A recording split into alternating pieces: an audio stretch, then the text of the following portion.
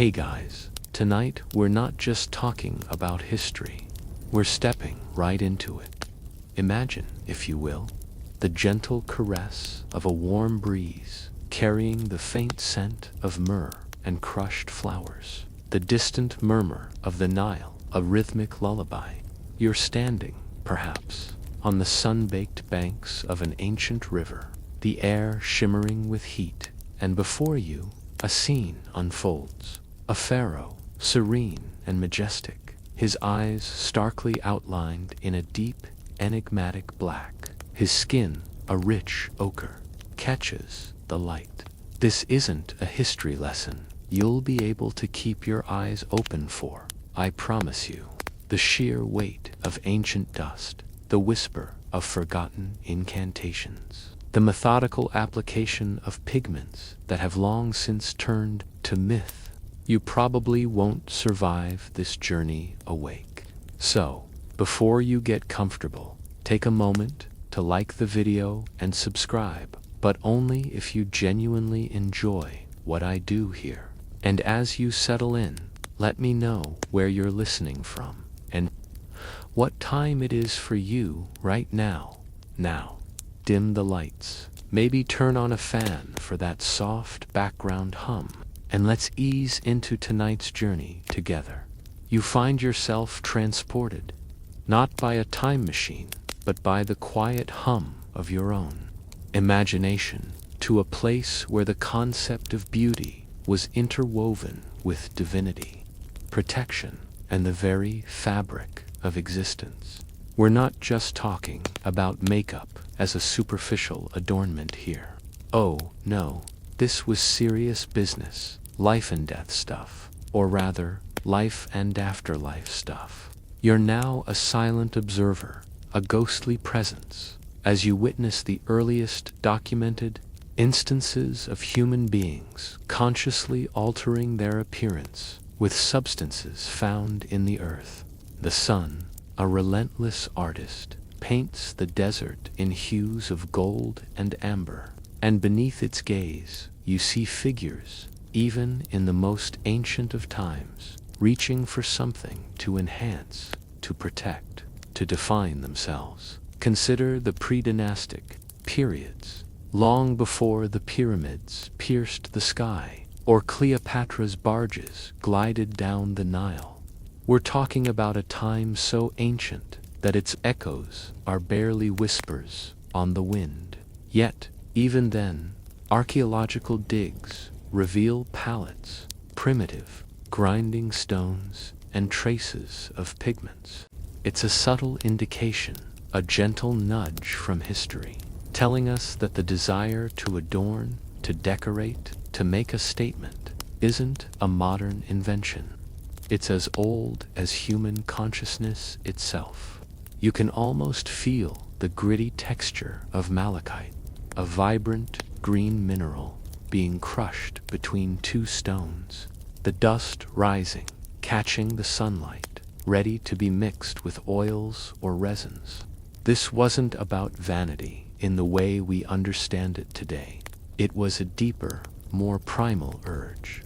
You see them, these early Egyptians, their faces painted, not necessarily for a grand ceremony, but perhaps for a hunt or a tribal gathering.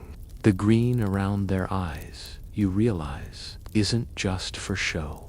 It's believed to ward off evil, to protect against the harsh glare of the sun, to even prevent eye diseases. It's practical magic, a blend of early science and profound superstition. Imagine applying something that you truly believe will keep you safe from a malevolent spirit or a blinding sandstorm. It's a very different mindset from simply wanting your eyeliner to pop.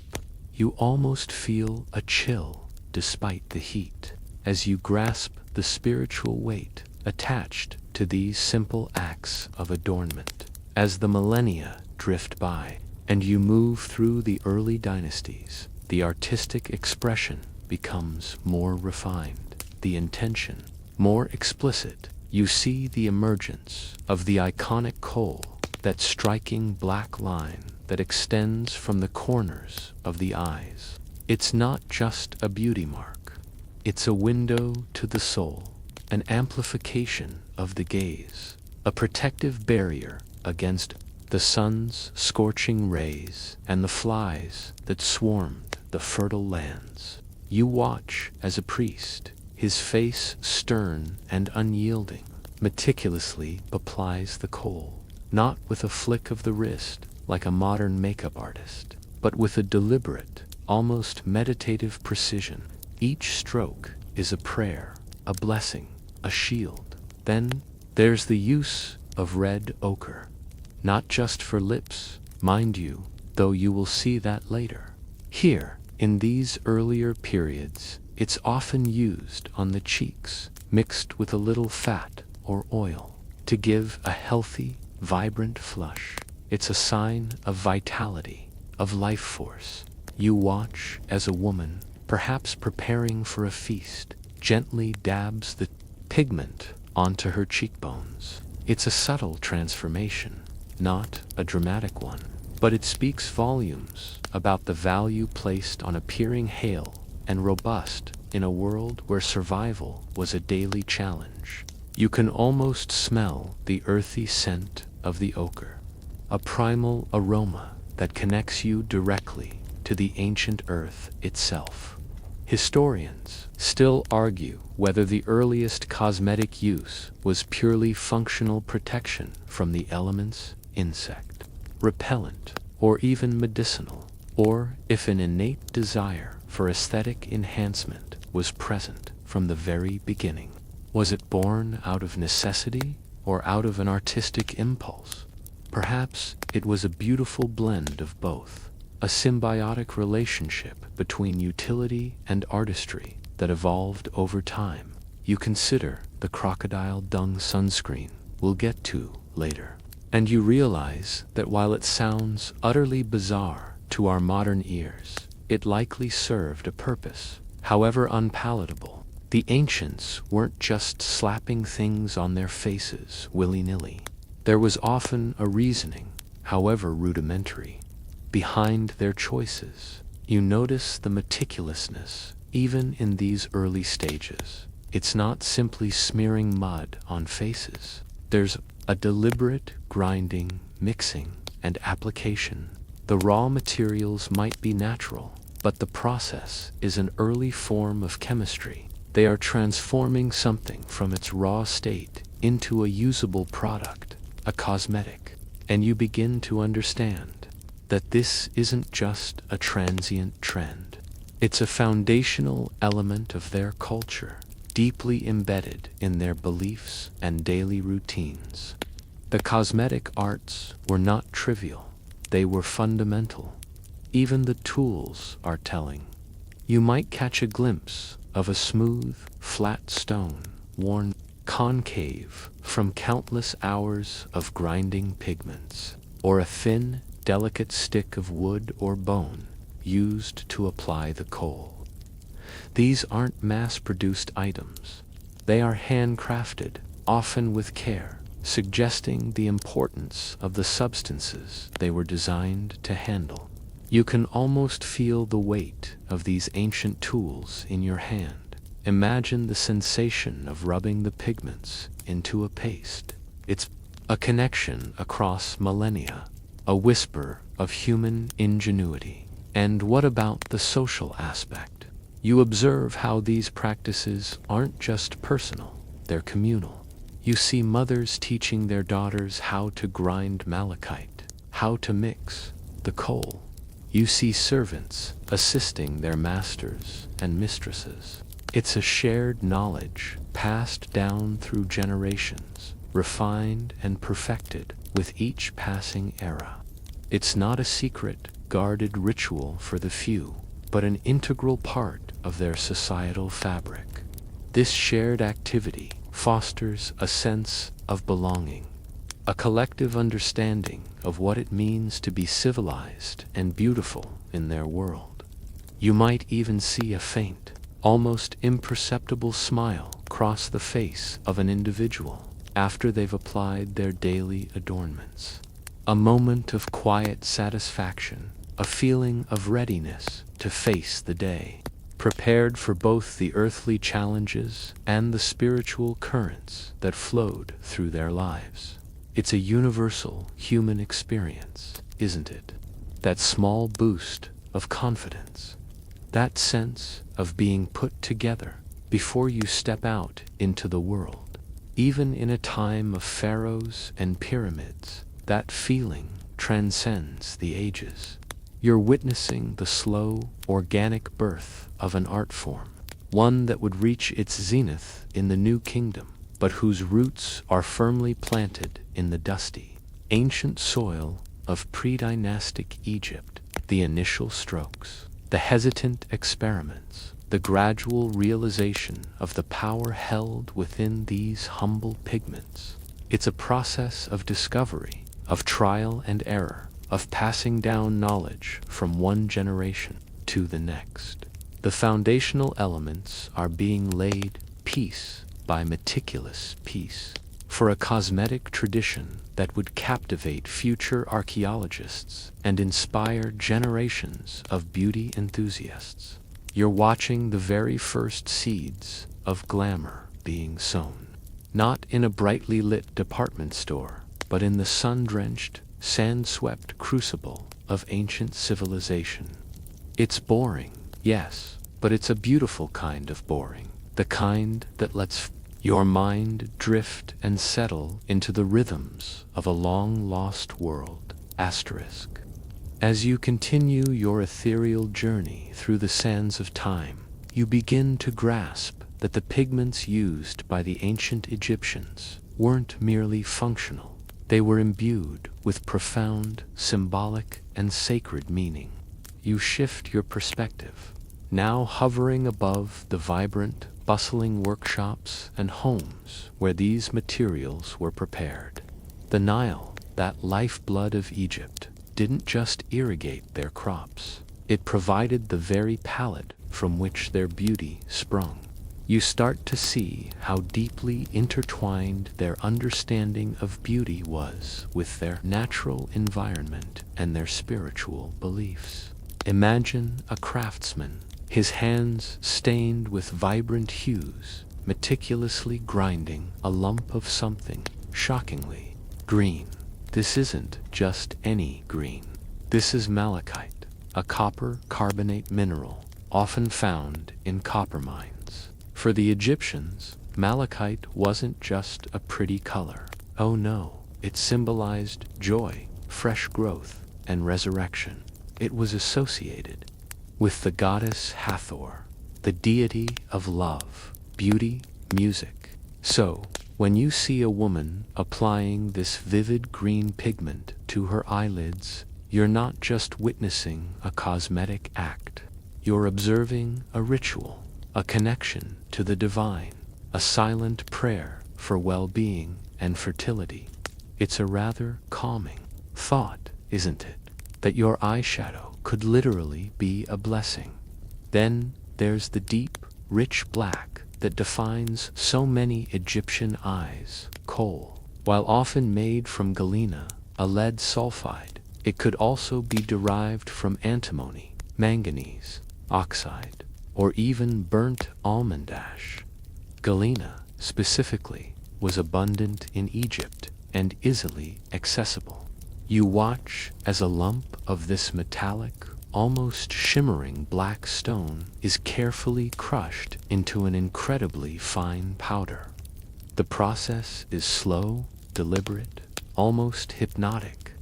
The dust that rises catches the light, a tiny galaxy of dark particles. This wasn't just about darkening the lash line. Kohl was believed to protect the eyes from the intense glare of the sun, reduce infections, a genuinely fascinating, almost accidental medical benefit due to the lead salts, which we'll delve into more deeply later, and ward off the evil eye. It created a powerful, almost piercing gaze, one that transcended the human and touched the divine. It's truly fascinating how something so seemingly simple could carry such a complex weight of meaning and utility. You also notice the prevalence of red ochre, a natural earth pigment. It's essentially hydrated iron oxide, found in various forms across Egypt. This wasn't just for a rosy cheek or a stained lip, though it was certainly used for those purposes. Red, in Egyptian symbolism, was the color of life, blood, and fire. It was a potent color, associated with power and protection, but also, paradoxically, with chaos and the desert's destructive forces. When applied as a cosmetic, it brought vibrancy and vitality to the skin, symbolizing health and vigor.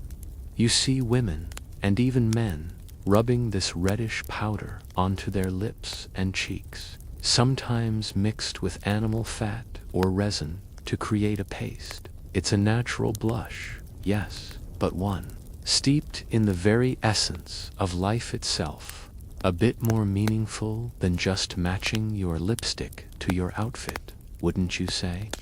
And then there are the less common, but equally significant colors.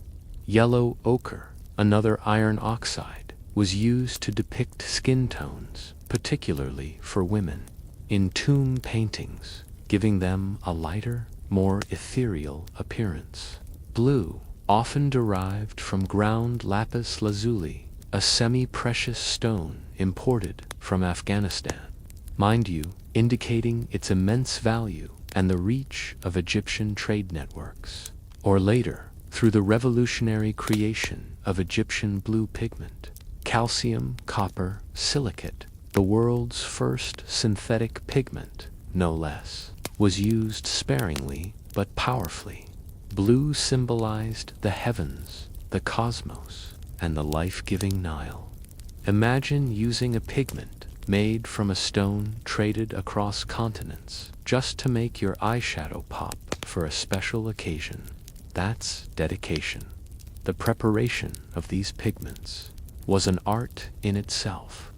You observe the various tools, sturdy grinding stones, often made of slate or granite, with shallow depressions worn smooth by centuries of use. Small pestles, perfectly fitted to the hand, used to pulverize the minerals. Mortar and pestles, sometimes crafted from precious alabaster or diorite, indicating the importance of the task. These weren't just kitchen implements, they were instruments of transformation. The raw earth, the cold stone, was being transmuted into something beautiful, something powerful. Historians still argue whether the consistent use of certain colors for specific body parts, green for eyes, red for lips and cheeks, black for eyeliner, was purely an aesthetic choice, or if it stemmed from an underlying ritualistic blueprint that dictated their application based on symbolic resonance. Was it simply what looked good, or was there a deeper, unspoken language of color being communicated through their makeup? You witness the almost unconscious way these color choices are made, generation after generation, suggesting a tradition so ingrained it felt like second nature. You can almost smell the blend of earthy minerals and sweet oils as they are combined. The dry pigments, so vibrant in their powdered form, needed a binder to adhere to the skin. This often came in the form of animal fats, plant oils like castor oil or moringa oil, or even resin. You watch as a small amount of fat is warmed. Then the carefully ground pigment is slowly worked into it, creating a smooth, rich paste.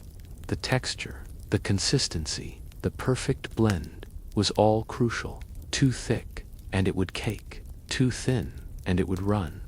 It required a skilled hand, a keen eye, and an understanding of the materials.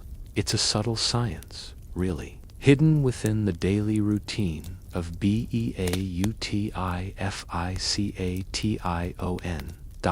Think about the logistical undertaking for a moment. To source these minerals, often from distant mines, to transport them, to process them into usable pigments, and then to distribute them across a vast civilization. This wasn't a small-scale operation. It speaks to a sophisticated societal structure, one that valued these materials not just for their inherent worth, but for their transformative power.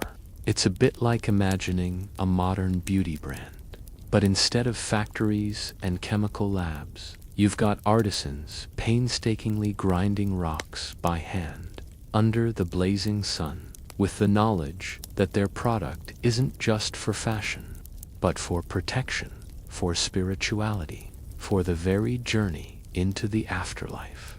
You see a young woman, perhaps a servant, carefully sorting through a pile of raw minerals. She holds up a small, glistening piece of galena, turning it in the light, admiring its metallic sheen. It's a mundane moment, yet it underscores the deep connection between the natural world and the human desire for adornment. Synthetic concoctions. They were literally the earth transformed, and in a culture so intimately connected with the cycles of nature, this direct link to the earth itself would have imbued these cosmetics with an even greater resonance. The very air you breathe, in this ancient setting, seems infused with the essence of these natural elements. The dust of the desert, the oils from the plant sol, contributing to the unique sensory landscape of ancient Egypt. It's a far cry from the sterile, artificially scented aisles of a modern cosmetic store. Here, the beauty products carried the scent of the earth, the whisper of the wind, and the undeniable aura of thousands of years of human intention. It's wonderfully, refreshingly primal, even in its sophistication. And as you observe the steady hands, the patient grinding, the careful mixing, you come to understand that this wasn't just about makeup as we know it. This was about harnessing the power of the earth, about invoking divine protection, about asserting one's place in a cosmological order. It was a deeply spiritual act, woven into the very fabric of daily life, transforming mere minerals into sacred tools of self-expression and preservation. The Nile, with its annual flood, brought life, and from its banks and the surrounding deserts came the very colors that defined the faces of ancient Egypt. A truly remarkable and rather soothing thought, isn't it?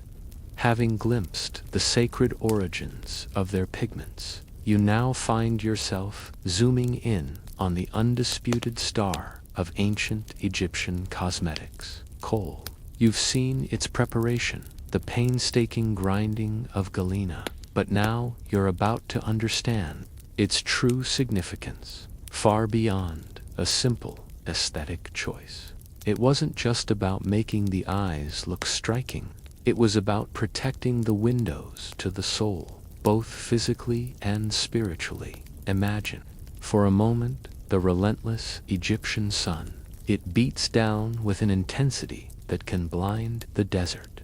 Sands, constantly stirred by the wind, pose a perpetual threat to the eyes. Here, Kohl wasn't just a fashion statement. You observe a farmer squinting against the glare as he meticulously applies the black paste to his lower lid and extends a line towards his temple. This isn't vanity, it's survival. The dark, reflective properties of the Kohl would have significantly reduced the sun's glare, much like the anti-glare strips modern athletes apply under their eyes. It's a remarkably intuitive solution to a very real environmental challenge. You might even feel your own eyes ache slightly just imagining the unshielded light. But the practical benefits extend even further. Historians still argue whether the Egyptians intuitively understood the medicinal properties of coal, or if they stumbled upon them through observation and correlation. We know now that the lead-based compounds in galena, when applied to the skin, would react with the body's natural salts to produce tiny amounts of nitric oxide, bacterial infections. So, those beautifully lined eyes weren't just pretty, they were also remarkably resilient against common eye infections like conjunctivitis, which would have been rampant in a hot, dusty environment with limited hygiene.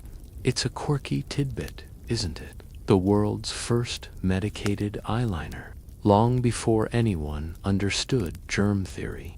You almost want to high-five an ancient Egyptian for their accidental genius. You watch a mother. It's not just a rite of passage, a way to make the child look more Egyptian. It's a protective act, a mother's shield against the invisible threats of disease. You see the child squirming a little, then settling as the cool, dark paste is applied.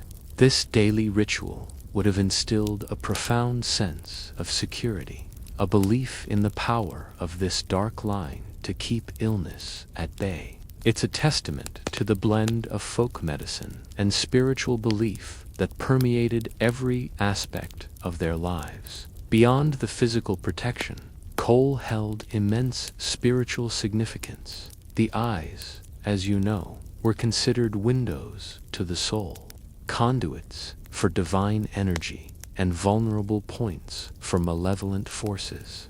The dark line of Kohl was believed to ward off the evil eye. You see amulets depicting the Eye of Horus, a potent symbol of protection, healing, and royal power, often depicted with a striking Kohl line. The physical application of Kohl on the human eye was, in essence, a daily invocation of this powerful, protective symbol.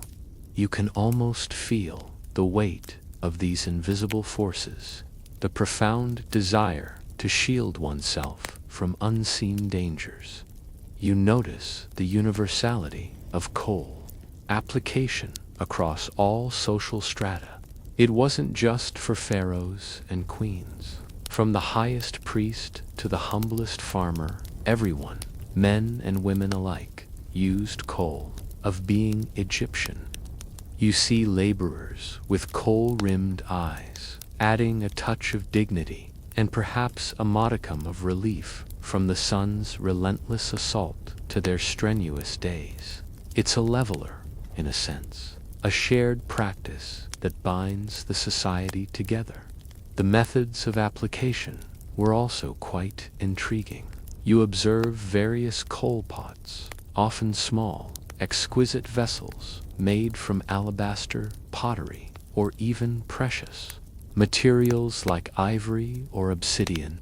Tiny coal sticks would be dipped into the finely ground powder, sometimes moistened with a drop of water or oil, and then drawn along the lash line. You can almost feel the delicate touch, the cool precision of the stick, tracing the contours of the eye. It's a meditative act, performed with care and intention, far removed from the hurried swipe of a modern liquid liner. Some Kohl pots even had intricate designs, depicting deities or hieroglyphs, further emphasizing the sacred connection. Might spot a small pot adorned with the image of Wadjet, the cobra goddess, whose eye was often represented with a Kohl line. This wasn't just packaging being actively applied. It makes you wonder if our modern makeup compacts hold any such deeper meaning beyond a designer label, of a civilization that spans thousands of years, with millions of people all using Kohl daily. This would have required vast mining operations, efficient processing techniques, and extensive trade networks to supply the demand for galena and other minerals. It speaks to an incredible level of organization and resourcefulness. You realize that even something as seemingly simple as an eye cosmetic was part of a larger/complex economic and social system. Historians still argue whether the ancient Egyptians fully grasped the potential toxicity of lead-based coal over long-term use. While the small amounts of lead salts might have offered medicinal benefits, larger exposures could lead to lead poisoning.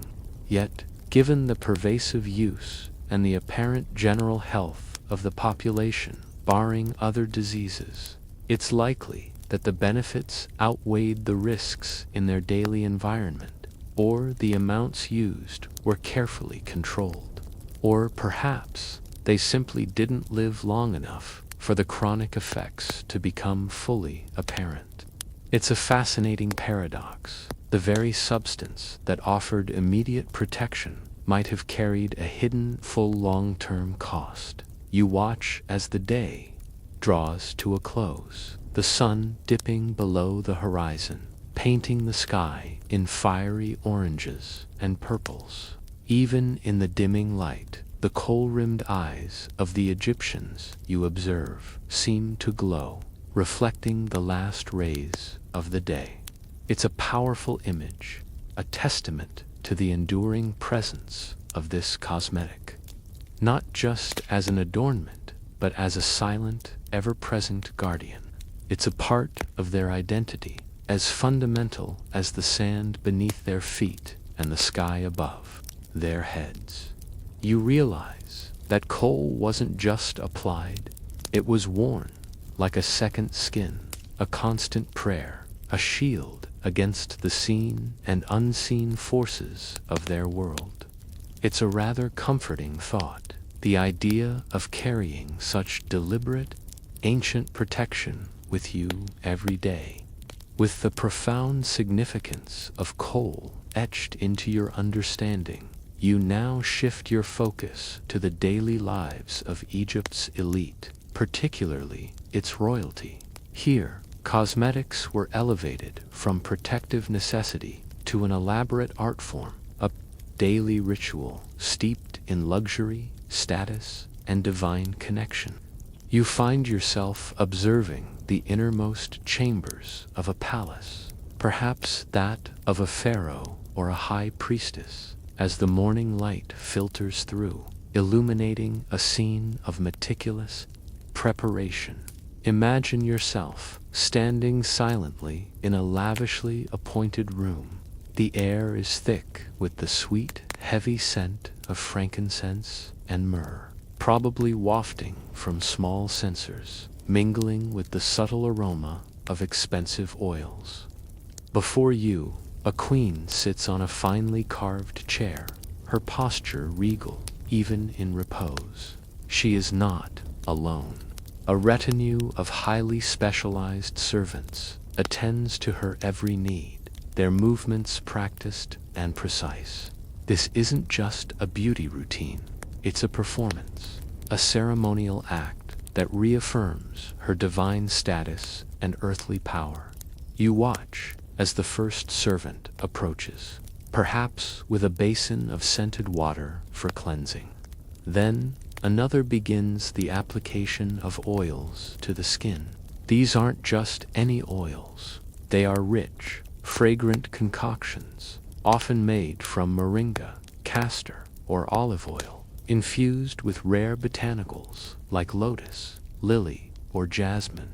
These oils served multiple purposes, moisturizing against the dry desert air. You can almost feel the smooth, cool texture of the oil as it's gently massaged into the queen's arms and shoulders.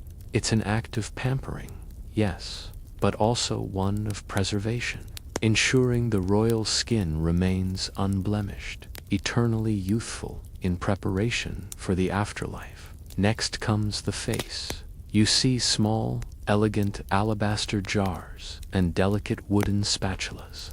From one jar, A servant scoops a creamy substance, perhaps a rudimentary foundation or skin lightening paste made from white lead, though less common and more toxic than other pigments, or more likely, ground chalk or natron mixed with oil. This is carefully applied to the queen's face and neck, creating a smooth, even canvas. It's not about covering imperfections as much as creating a luminous, almost ethereal quality to the skin, a reflection of their divine lineage. You can almost hear the soft whisper of the spatula against the ceramic, a tiny, satisfying sound in the quiet room. Then the focus shifts to the eyes, where the true artistry unfolds. A specialized Kohl applicator, perhaps a slender ivory stick with a finely crafted tip, is dipped into a small, intricately decorated Kohl pot. The servant's hand is steady, years of practice evident in every precise movement. The iconic black line is drawn, extending from the inner corner of the eye outwards, sometimes with a subtle flick or extension that reaches towards the temple. It's not just a single line. Sometimes two lines are applied, or a thicker, more dramatic shape is created. The symmetry is paramount, the intensity breathtaking. This Kohl defines the royal gaze, making it powerful, protective, and undeniably captivating. It's a mainstream historical fact that the dramatic eye makeup was a hallmark of Egyptian royalty. But it doesn't stop there. Above the Kohl, you might see green malachite powder, sometimes blended with yellow ochre, applied to the eyelids. This adds a vibrant pop of color, symbolizing rebirth and protection, further enhancing the eye's divine aura. The blending, you observe, is surprisingly subtle, creating a seamless transition of color. It's not the harsh, distinct blocks of color you might expect. There's an undeniable finesse to their application. Next, the lips. Red ochre, mixed with resin or fat, is meticulously applied with a small brush or perhaps the tip of a finger. The color is deep, rich, symbolizing vitality and health. You notice the shape is carefully defined, enhancing the natural curve of the lips. This isn't a casual swipe. It's a deliberate shaping, contributing to the overall regal composition of the face. Finally, the hair. Not exactly a cosmetic in the strictest sense, but inextricably linked to their overall presentation. You might see servants arranging elaborate wigs, often made of human hair or plant fibers, braided and adorned with gold beads or floral garlands.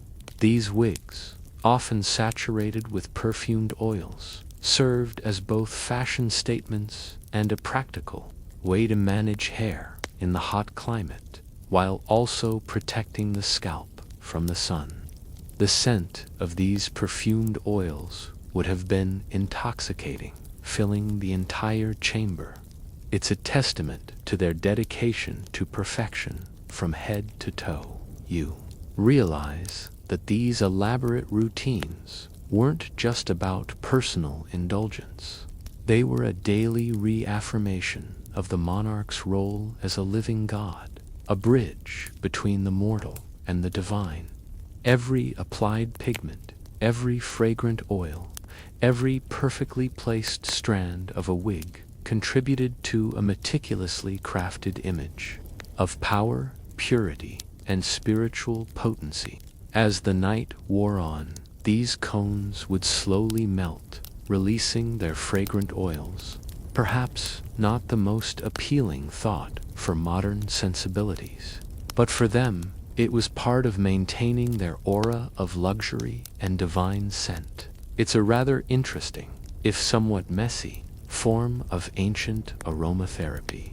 Historians still argue whether the exact shades and styles of cosmetic application had specific meanings, or if they simply evolved with fashion and individual preference.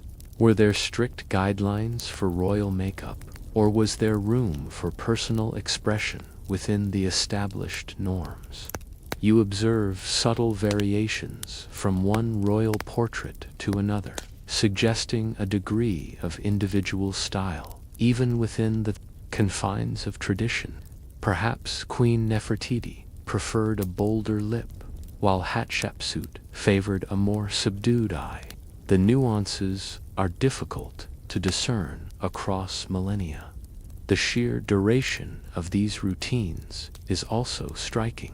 You imagine hours spent in this meticulous process, a serene yet deliberate pace that contrasts sharply with the hurried mornings of modern life, a preparation for the weighty responsibilities of their day.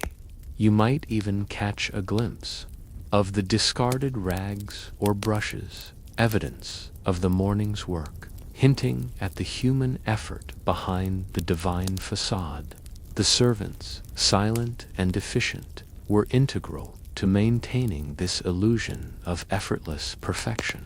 They were the unsung heroes of ancient Egyptian glamour, their skills honed over years of practice within the royal household. The focus on beauty in life for the elite was directly tied to their beliefs about the afterlife. A beautifully preserved body, adorned with the finest cosmetics and jewels, was believed to ensure a beautiful and eternal existence in the field of reeds. So, the daily cosmetic rituals were, in a very real sense, a rehearsal for eternity. You're not just watching someone get ready for a party. The opulence of the materials themselves, gold, lapis lazuli, alabaster, also speaks volumes.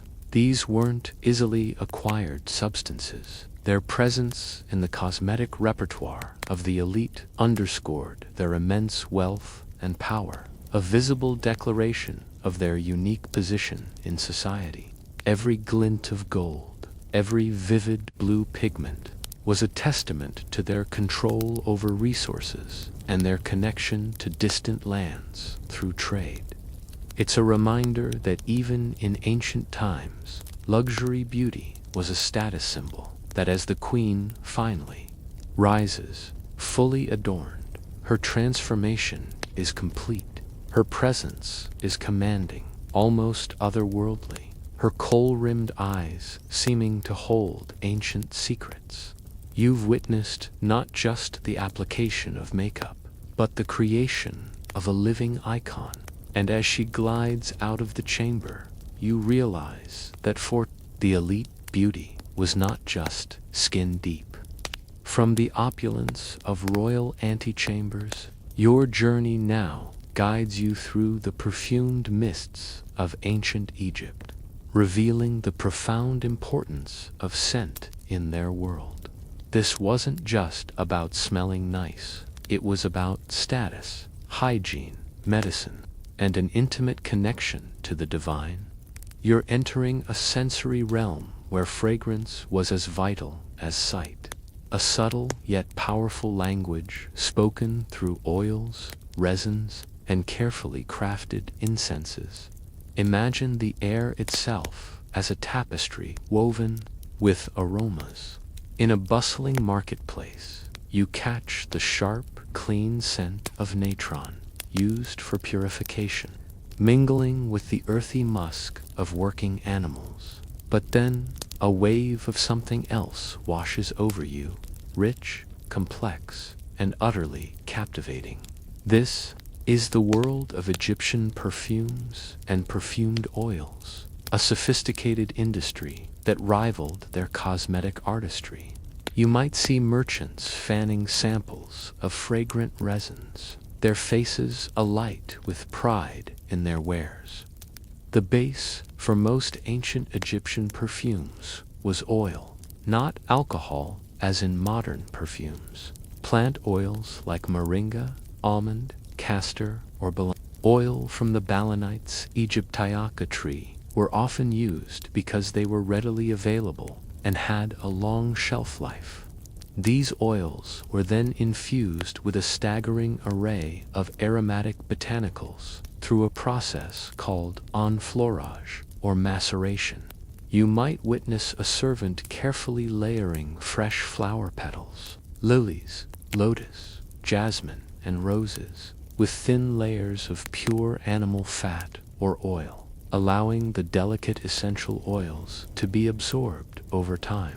It's a painstaking, labor-intensive process, demanding patience and a keen sense of smell. The most prized fragrant ingredients were often imported, underscoring their value and the reach of Egyptian trade. Frankincense and myrrh, resinous gums tapped from trees in the Arabian Peninsula and East Africa, were incredibly precious. You'd see them burned as incense in temples, their smoky, balsamic aroma spiraling towards the heavens, carrying prayers and offerings to the gods. For the elite, these resins were also incorporated into solid perfumes and unguents, applied directly to the skin or hair. The scent of frankincense, for instance, was believed to cleanse and purify, creating a sacred aura around the wearer. Kyphi is a particularly fascinating example of their perfumery prowess. A complex incense, often described as the world's first air freshener, but it was so much more. You observe what appears to be a meticulous blending process: honey, wine, raisins, myrrh, frankincense, pine, resin, sweet flag, mastic, juniper berries, and various other herbs and spices, all ground and mixed into small pellets. Historians still argue whether the exact recipe for kyphi varied by region or temple, or if there was a standard formula passed down through generations. Some believe it was even ingested for its calming and medicinal properties. Its aroma, released as it smoldered, was said to induce a state of relaxation and prepare the mind for sleep or spiritual contemplation. Imagine having a scent so complex it could lull you into a peaceful slumber. Perfumed cones, which you heard about in the previous section, were a prominent, quirky tidbit of elite perfumery. You might see them placed on the heads of guests at banquets, slowly melting and releasing their fragrant, sometimes waxy oils, lubricating and perfuming their wigs and bodies throughout the evening. It's a visually striking practice, a silent testament to the continuous diffusion of scent as a mark of status and hospitality. The thought of sticky, dripping perfumed fat might make you internally grimace. But for them, it was the height of sophistication. Beyond aesthetic appeal, perfumes and oils played a crucial role in hygiene and health. In a climate where fresh water could be scarce and bathing facilities might not be constantly available, scented oils helped mask body odor and kept the skin moisturized and supple. You'd see people applying these oils after bathing, creating a protective barrier against the dry air and sun. Some oils also had antiseptic or anti-inflammatory properties, serving as early forms of skincare and preventative medicine. The line between cosmetic and pharmaceutical was delightfully blurry. You're watching a group of women in a public bathhouse, not splashing around, but rather methodically cleansing themselves and then anointing their bodies with fragrant oils. It's a slow, deliberate process, emphasizing self-care and cleanliness, all enhanced by the pleasant aromas. The sense of well-being derived from these practices would have been immense. The act of offering incense to the gods, was a daily ritual in temples across Egypt. You see priests, their faces serene, swinging censers filled with smoldering frankincense, and myrrh, the thick smoke rising, forming ethereal plumes that filled the vast halls. This wasn't just about pleasant smells. It was a form of communication with the divine, a way to purify the sacred space and invite the presence of the deities. The scent was believed to be pleasing to the gods, a direct pathway for human prayers and reverence. Even in death, scent played a vital role. During the elaborate mummification process, the body was embalmed with aromatic resins, oils, and spices like cassia, myrrh, and cedar oil. This not only helped in the preservation of the body, but also imbued it with a perpetual, sacred fragrance, ensuring a pleasant journey to the afterlife. It was a holistic approach to ensuring a pleasant eternity.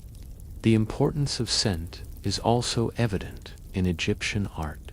Hieroglyphs and tomb paintings often depict scenes of banquets with perfumed cones on heads, or offerings of incense to the gods.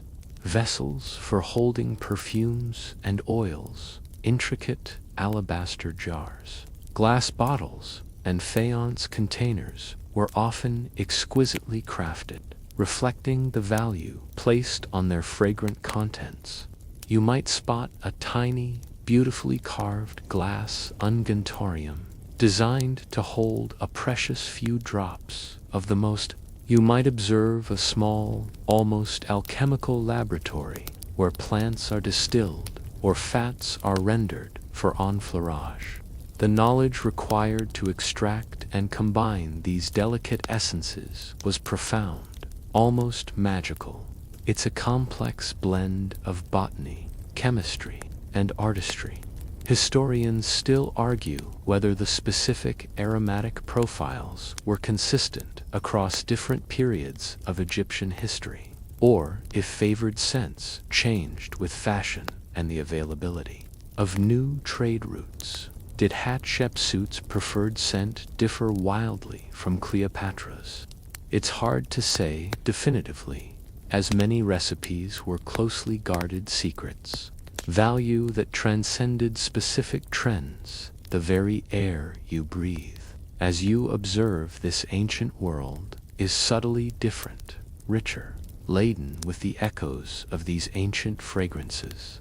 It's a reminder that our modern world, often dominated by visual and auditory stimuli, has lost some of the profound connection to the power of scent. For the Egyptians, scent was memory, emotion, status, and spirituality, all wrapped up in a delicate, ephemeral cloud. And as you drift further into their world, you almost feel yourself inhaling the very essence of their luxurious and spiritual existence. From the fleeting sweetness of perfumes, your journey now descends into the solemn, yet profoundly artistic realm of Egyptian burial practices. Here, the lost art of cosmetics takes on an eternal dimension, transforming the deceased not just for a journey through the duat, but for a perpetual, beautiful existence in the afterlife. You are now a quiet observer in the dimly lit, cool chambers of a tomb, where the earthly body is prepared for its celestial voyage. Imagine the hushed reverence in the embalming workshop, a place often referred to as the house of purification. The air is thick with the scent of natron, a natural salt used for desiccation, mingled with the potent aromas of resins and spices. This isn't a macabre scene, but one of profound respect and meticulous care. The goal isn't just preservation, but a continuation of life in its most ideal form, and a beautiful appearance, maintained into eternity, was considered crucial for this ideal existence. You witness the initial stages of mummification, observing the removal of internal organs, a process aimed at preventing decay. But then, the focus shifts to the body itself, and the cosmetic arts begin to intertwine with the embalmer's craft. After the body has been thoroughly dried with natron for many days, it's carefully cleansed and then anointed with various perfume, oils, and resins. These aren't just for preservation. They restore a semblance of the skin's former suppleness, imbuing it with a pleasant, sacred fragrance. You might see a priest balmer, his hands moving with practiced grace, gently massaging a rich, amber-colored resin into the skin, the very same types of oils that were used for daily anointing in life. Then comes the application of cosmetics, perhaps the most striking aspect of ensuring the deceased's eternal glamour. Just as in life, the eyes were a focal point. You observe the careful application of kohl around the eyes of the mummy. This wasn't merely a symbolic gesture. It was believed to open the eyes for the afterlife, allowing the deceased to perceive the journey and the deities they would encounter. The iconic black line, so familiar from living pharaohs, now adorns the timeless face of the departed, a final, poignant touch of recognition and protection. It's a mainstream historical fact that mummies, particularly of the elite, were prepared. You might also see the lips and cheeks gently painted with red ochre, restoring the vibrant flush of life to the pallid skin. This was about more than just aesthetics. Red symbolized life, vitality, and resurrection. By applying these pigments, the embalmers were, in a sense, symbolically reanimating the deceased, ensuring they would appear robust and youthful in the presence of Osiris and the other gods. Imagine using blush to literally bring someone back to life in a spiritual sense. It's a rather profound concept. The fingernails and toenails were often painted with henna, a natural dye that imparts a reddish-brown hue. This practice, common in life as well, was continued in death, ensuring every detail of the body was cared for and cosmetically perfected for the journey. You notice the delicate precision with which even these small details are addressed, highlighting the Egyptians' obsessive attention to holistic beauty. Wigs, often elaborate and intricately styled, were a crucial component of the deceased's eternal presentation. Even if the person had hair in life, a new wig, often made of human hair or plant fibers, would be placed on the head, perfumed with precious oils and adorned with beads or gold. This ensured the deceased would arrive in the afterlife with a perfect coiffure, a symbol of their status and elegance. You can almost feel the weight of one of these magnificent funerary wigs, heavy with oils and adornments. A quirky tidbit that might make you momentarily pause is the use of linen padding. Sometimes, after the desiccation process, the body would appear shrunken or emaciated. To restore a more lifelike appearance, embalmers would carefully stuff linen pads under the skin, particularly in the cheeks and limbs, to plump out the form. Then, the skin would be smoothed over and the cosmetics applied. It's an early form of cosmetic surgery, really, designed to ensure the deceased looked their best for eternity. Even if it meant a little strategic stuffing, it's a testament to their unwavering commitment to aesthetic perfection, even beyond the grave. The very sarcophagus and inner coffins were often adorned with painted images of the deceased, rendered with the same cosmetic details: the bold, Kohl eyes, the flushed cheeks, the perfect wigs.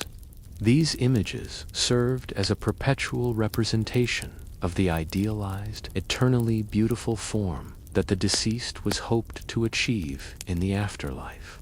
The cosmetic artistry extended from the body to its protective shell. Historians still argue whether the level of cosmetic detail applied to mummies varied significantly based on the deceased's social status, or if even commoners received some rudimentary cosmetic preparation for their journey.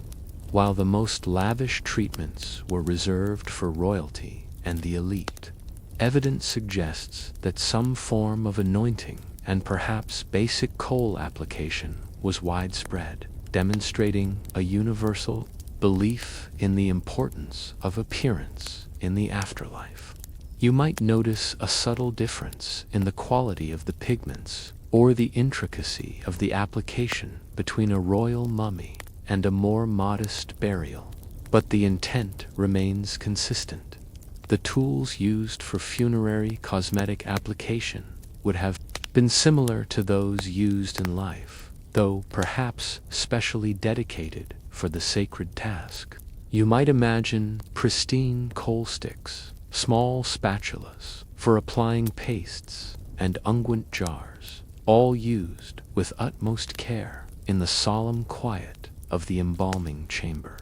These were not just instruments, they were intermediaries between the living and the dead, ensuring the transition was as graceful and aesthetically pleasing as possible. The concept of a beautiful afterlife was deeply ingrained in Egyptian theology. To appear disfigured or unkempt in the presence of the gods would be a grave misfortune. Therefore, every effort was made to ensure the deceased was presentable, vibrant, and eternally youthful. The cosmetic acts performed on the mummy were not just about vanity. They were essential rituals for spiritual progression and the attainment of eternal bliss. It's a rather comforting thought, isn't it? That even in death, you could maintain your glow. You consider the profound psychological impact this meticulous preparation must have had on the grieving family. To see their loved one meticulously cleaned, anointed, and cosmetically adorned, looking serene and almost alive, must have provided immense comfort. It was a tangible manifestation of their belief that life continued, albeit in a different form, and that their loved one was well prepared for that journey. The cosmetics served as a final, loving farewell, a last act of care as you stand in the presence of these ancient remains. You realize that the lost art of Egyptian cosmetics wasn't truly lost in the spiritual sense. It was preserved, quite literally, within the bodies and effigies of the deceased, carrying its message of beauty, protection, and eternal life through the millennia. The pigments, though faded by time, still whisper stories of ancient beliefs and an unwavering hope for perpetual existence. It's a rather peaceful, slow kind of boring, witnessing this eternal beauty sleep. Having borne witness to the eternal cosmetic preparations for the afterlife, you now turn your attention to the tangible implements themselves, the elegant tools that facilitated this ancient art. These weren't just functional items. They were often miniature works of art, reflecting the aesthetic sensibilities and material ingenuity of the ancient Egyptians. You find yourself in what feels like a meticulously curated museum display, though it's the living, breathing reality of their daily lives you are observing. Imagine the glint of polished stone, the smooth curve of ivory, the subtle sheen of bronze. You're observing the sheer variety and craftsmanship of the applicators and containers used for their cosmetics. These weren't mass-produced plastic tubes. Each piece, whether simple or elaborate, bore the mark of human hands and purposeful design. It makes you wonder if our modern disposable culture misses out on the intrinsic beauty of the tools we use every day. The most iconic tools, perhaps, are the Kohl sticks. You see them in various forms: slender reeds, delicate pieces of wood, and more elaborately carved examples made from bone, ivory, or even bronze. Some are plain, others are topped with tiny, exquisite sculptures. A charming cat. They were personal accessories, often beautiful enough to be worn on a necklace or carried. In a small pouch, you can almost feel the cool, smooth surface of an ivory Kohl stick between your fingers, imagining the precise movement required to apply that perfect line alongside the Kohl sticks. You find the Kohl pots themselves. These small containers are perhaps the most diverse and artistic of all cosmetic tools. You see them crafted from a stunning array of materials: humble pottery for the common folk, polished alabaster for the wealthier, dark obsidian or steatite, and even vibrant blue faience. Some are simple cylinders, others are shaped like animals: ducks, fish, even monkeys, their bellies hollowed out to hold the coal, or miniature columns, often with lids, to protect the precious contents from dust and spills. The craftsmanship is astounding, particularly on the more elaborate pieces. Imagine the quiet satisfaction of reaching for a small carved duck, lifting its head to access your daily eye makeup. It's a quirky tidbit, perhaps, but it speaks volumes about the integration of art into everyday life. For applying blush or other face pigments, these would have been used to dust powders onto the cheeks or to apply thicker pastes. You also see flat, smooth pebbles or small, rounded spatulas made of wood or bone, perfect for smoothing out creamier applications or for mixing pigments on a palette. The ingenuity of using readily available natural materials is striking. Then there are the cosmetic palettes themselves. Here, the raw pigments, the malachite, the galena, the ochre, would be ground and mixed with water or oil to form a paste, to countless hours of preparation, suggesting their use in ceremonial rather than purely cosmetic contexts. Historians still argue whether some of the highly decorative palettes were primarily ritualistic objects, or if they were also employed for grinding everyday cosmetics, blurring the line between sacred and mundane use. It's a debate that highlights the multifaceted nature of Egyptian artifacts. For their perfumed oils and unguents, alabaster jars, with their translucent, milky white appearance, were highly prized for storing precious oils. Their porous nature meant they could absorb and retain the delicate fragrances, slowly releasing them over time. You also see, beautifully crafted glass vessels, particularly from the New Kingdom onwards, when glassmaking became more sophisticated. These small bottles, often vibrant blue or green, would hold tiny quantities of expensive perfumes, sealed with stoppers to preserve their precious contents. The artistry in these glass vessels is remarkable, essential for preparing hair for styling or wig application, are also present. You see examples made from wood, bone, or ivory, sometimes with teeth on both sides, one coarse, one fine, for detangling and smoothing. Tweezers, made of copper or bronze, would have been used for hair removal. a common practice for both men and women. These small, practical tools underscore the Egyptians' dedication to personal grooming. Mirrors, with handles shaped like papyrus stalks or the goddess Hathor, you can almost see your own reflection, distorted but visible, in the burnished surface of an ancient mirror, a silent link across the millennia. These weren't about inspecting pores. They were about achieving a desired overall effect, a general impression of beauty and perfection. The very process of using these tools involved a certain elegance. You can imagine the gentle scraping sound as galena was ground on a slate palette, the soft swish of a brush applying ochre, the delicate touch of a coal stick on the eyelid. These were not noisy, hurried acts, but deliberate, almost meditative rituals. Each tool, perfectly suited for its task, contributed to the smooth, seamless flow of the cosmetic application. The archaeological record has provided an abundance of these tools, offering invaluable insights into ancient Egyptian cosmetic practices.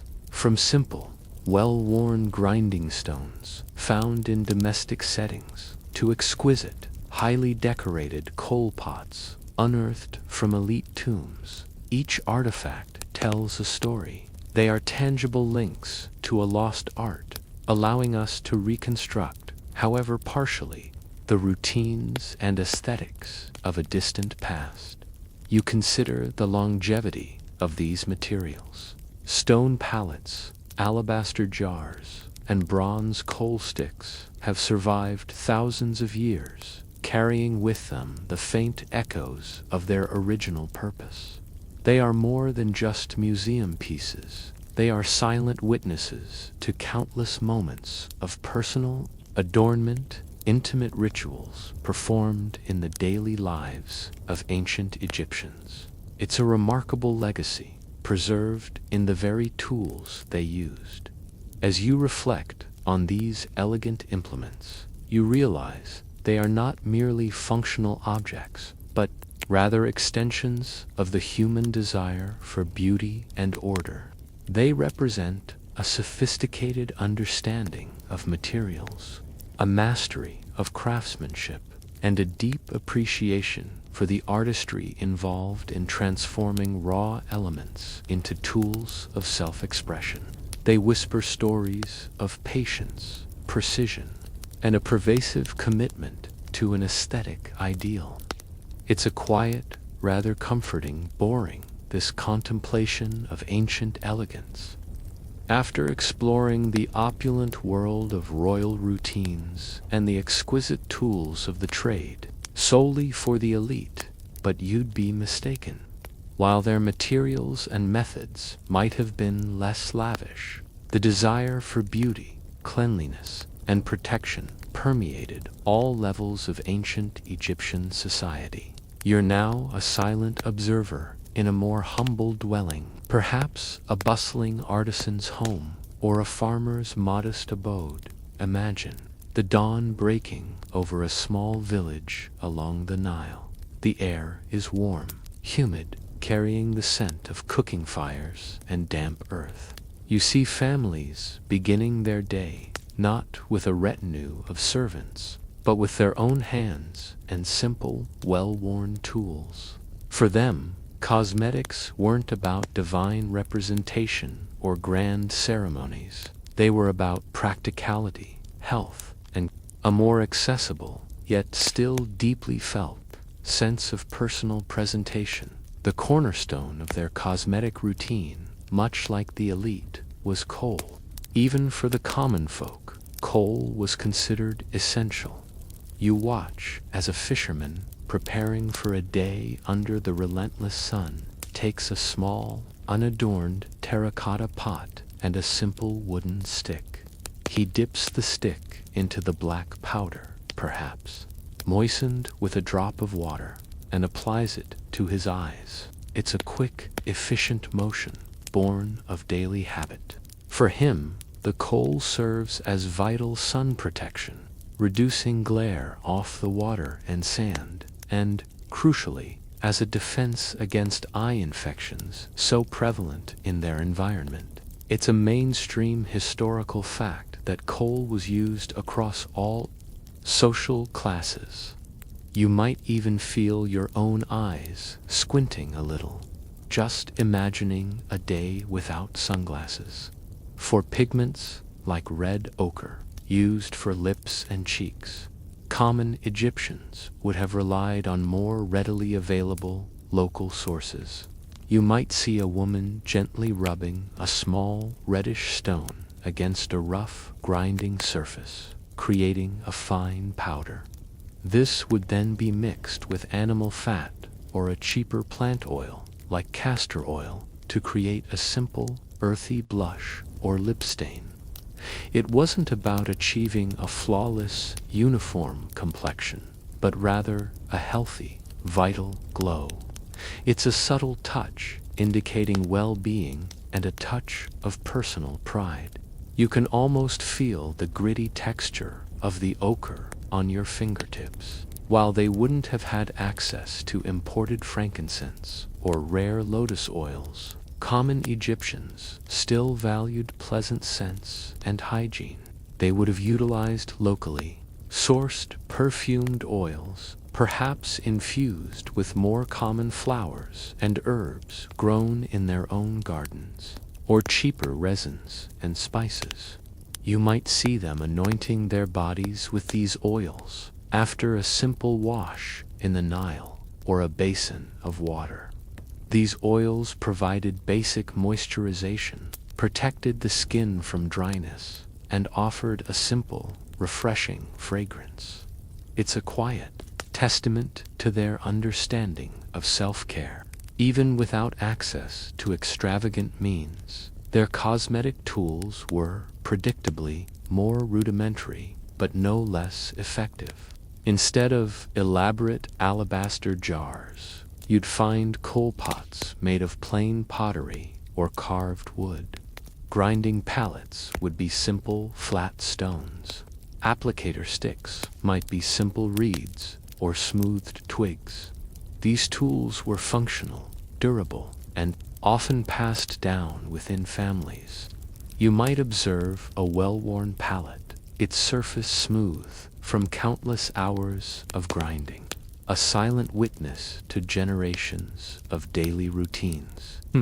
It's a pragmatic approach to beauty, emphasizing utility over sheer luxury. Hair care, too, was important.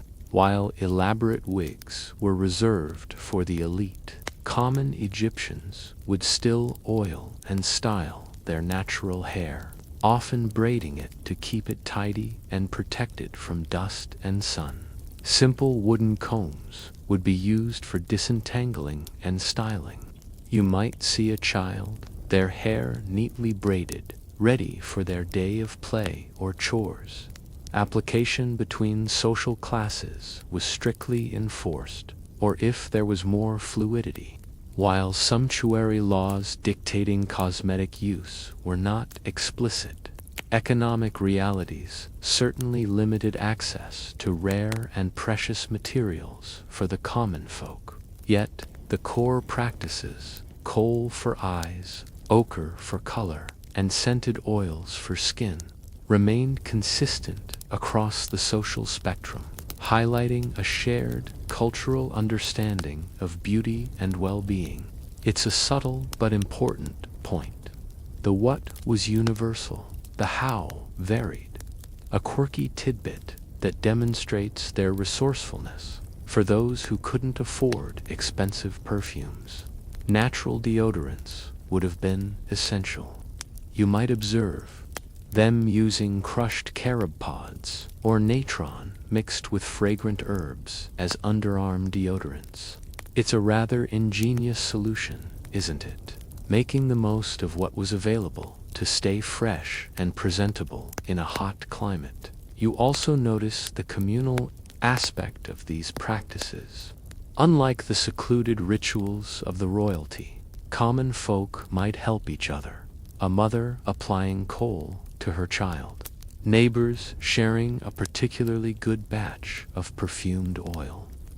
There's a sense of shared community in these acts of self-care, a quiet support network that underscores the daily rhythms of village life. It's a small, intimate detail that paints a richer picture than just grand, maintaining a respectable appearance within their community.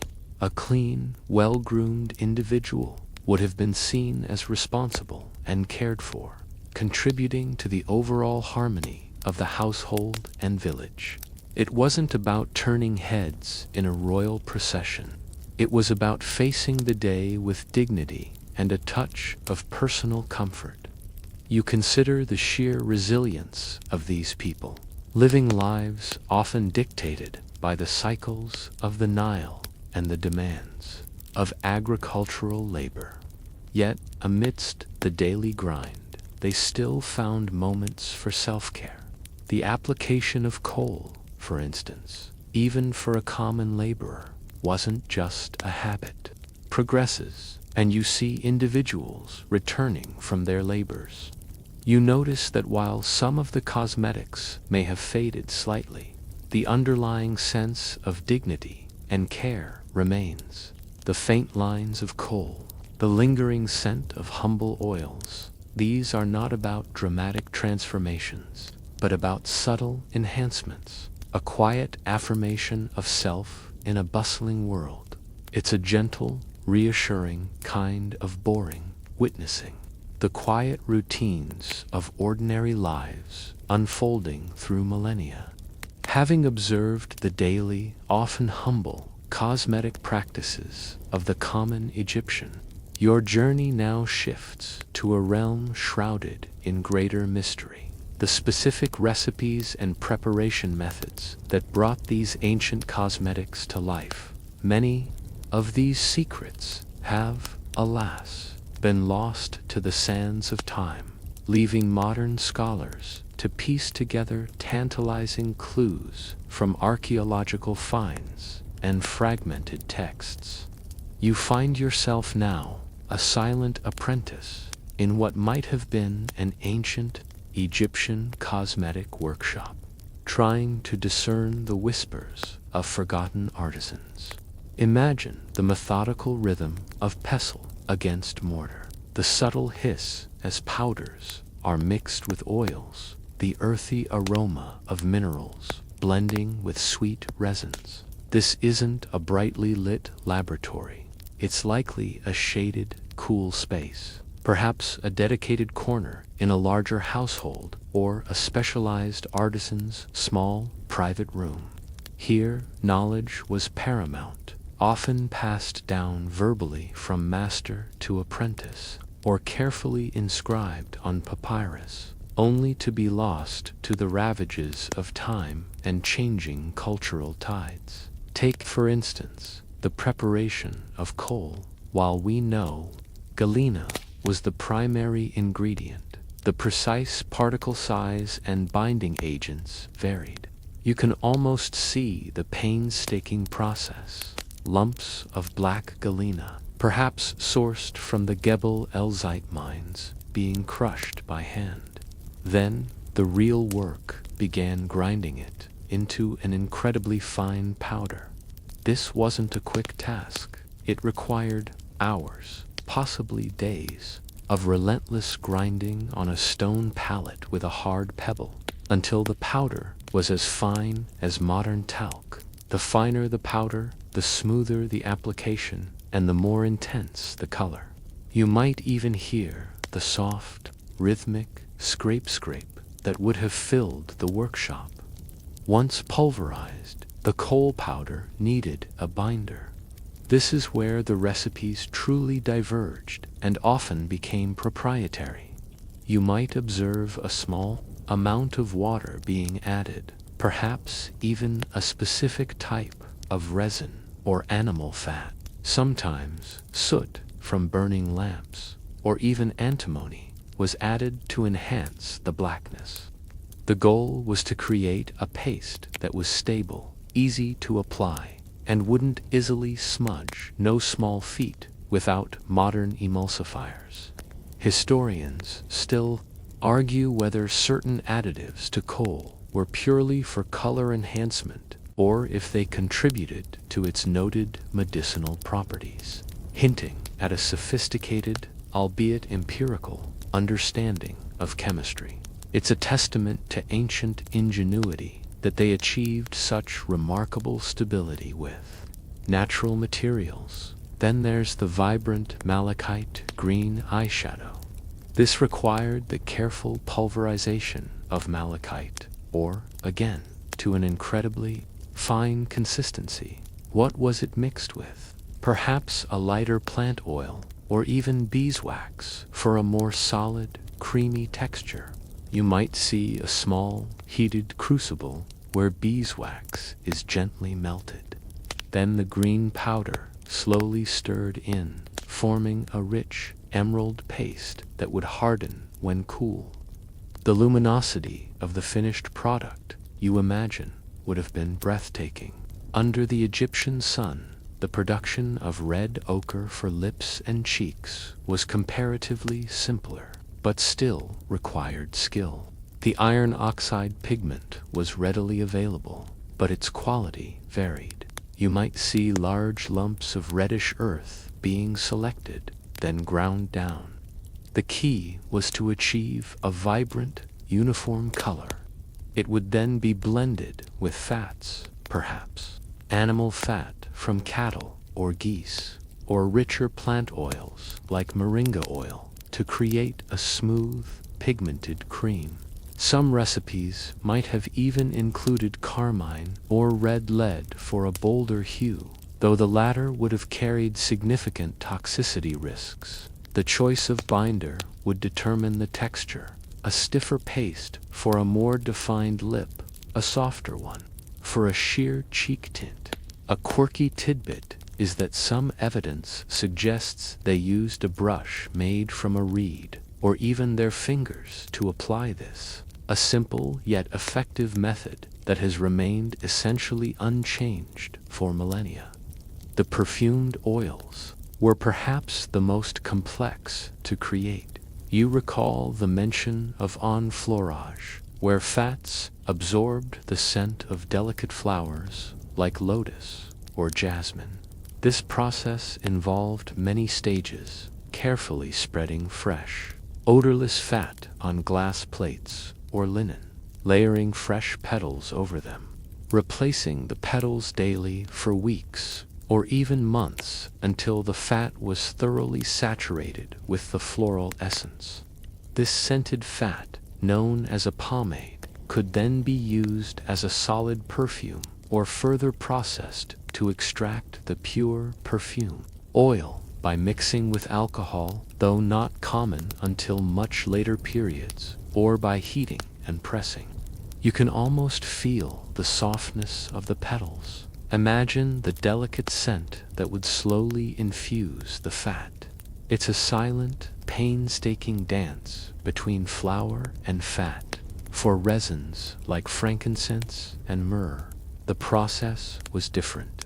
These were either burned directly as incense, their rich smoke rising in spirals, or they were dissolved in heated oils to create scented unguents. You might see a craftsman carefully crushing the hardened resin tears, then adding them to a simmering pot of oil, patiently stirring until the resin completely melted and dispersed, infusing the oil with its deep balsamic aroma. The most challenging aspect for modern understanding is the precise ratio of ingredients. Ancient recipes, if they existed in written form, often lacked precise measurements like grams or milliliters. Instead, they relied on more qualitative descriptions. A handful, enough to make a paste, a good quantity. This meant that much of the knowledge was tacit, learned through observation, practice, and the intuition of a skilled artisan. You can almost hear an ancient master instructing an apprentice. No, too much oil, it will run. Add more pigment, feel the texture. It's an art learned through repetition and sensory experience. Many of these recipes and techniques have been lost, not only due to the perishable nature of papyrus scrolls, but also because such knowledge was often closely guarded by families or temple workshops. It was valuable intellectual property, a source of livelihood and prestige. When dynasties fell or knowledge traditions shifted, these invaluable instructions often vanished, leaving archaeologists to play detective.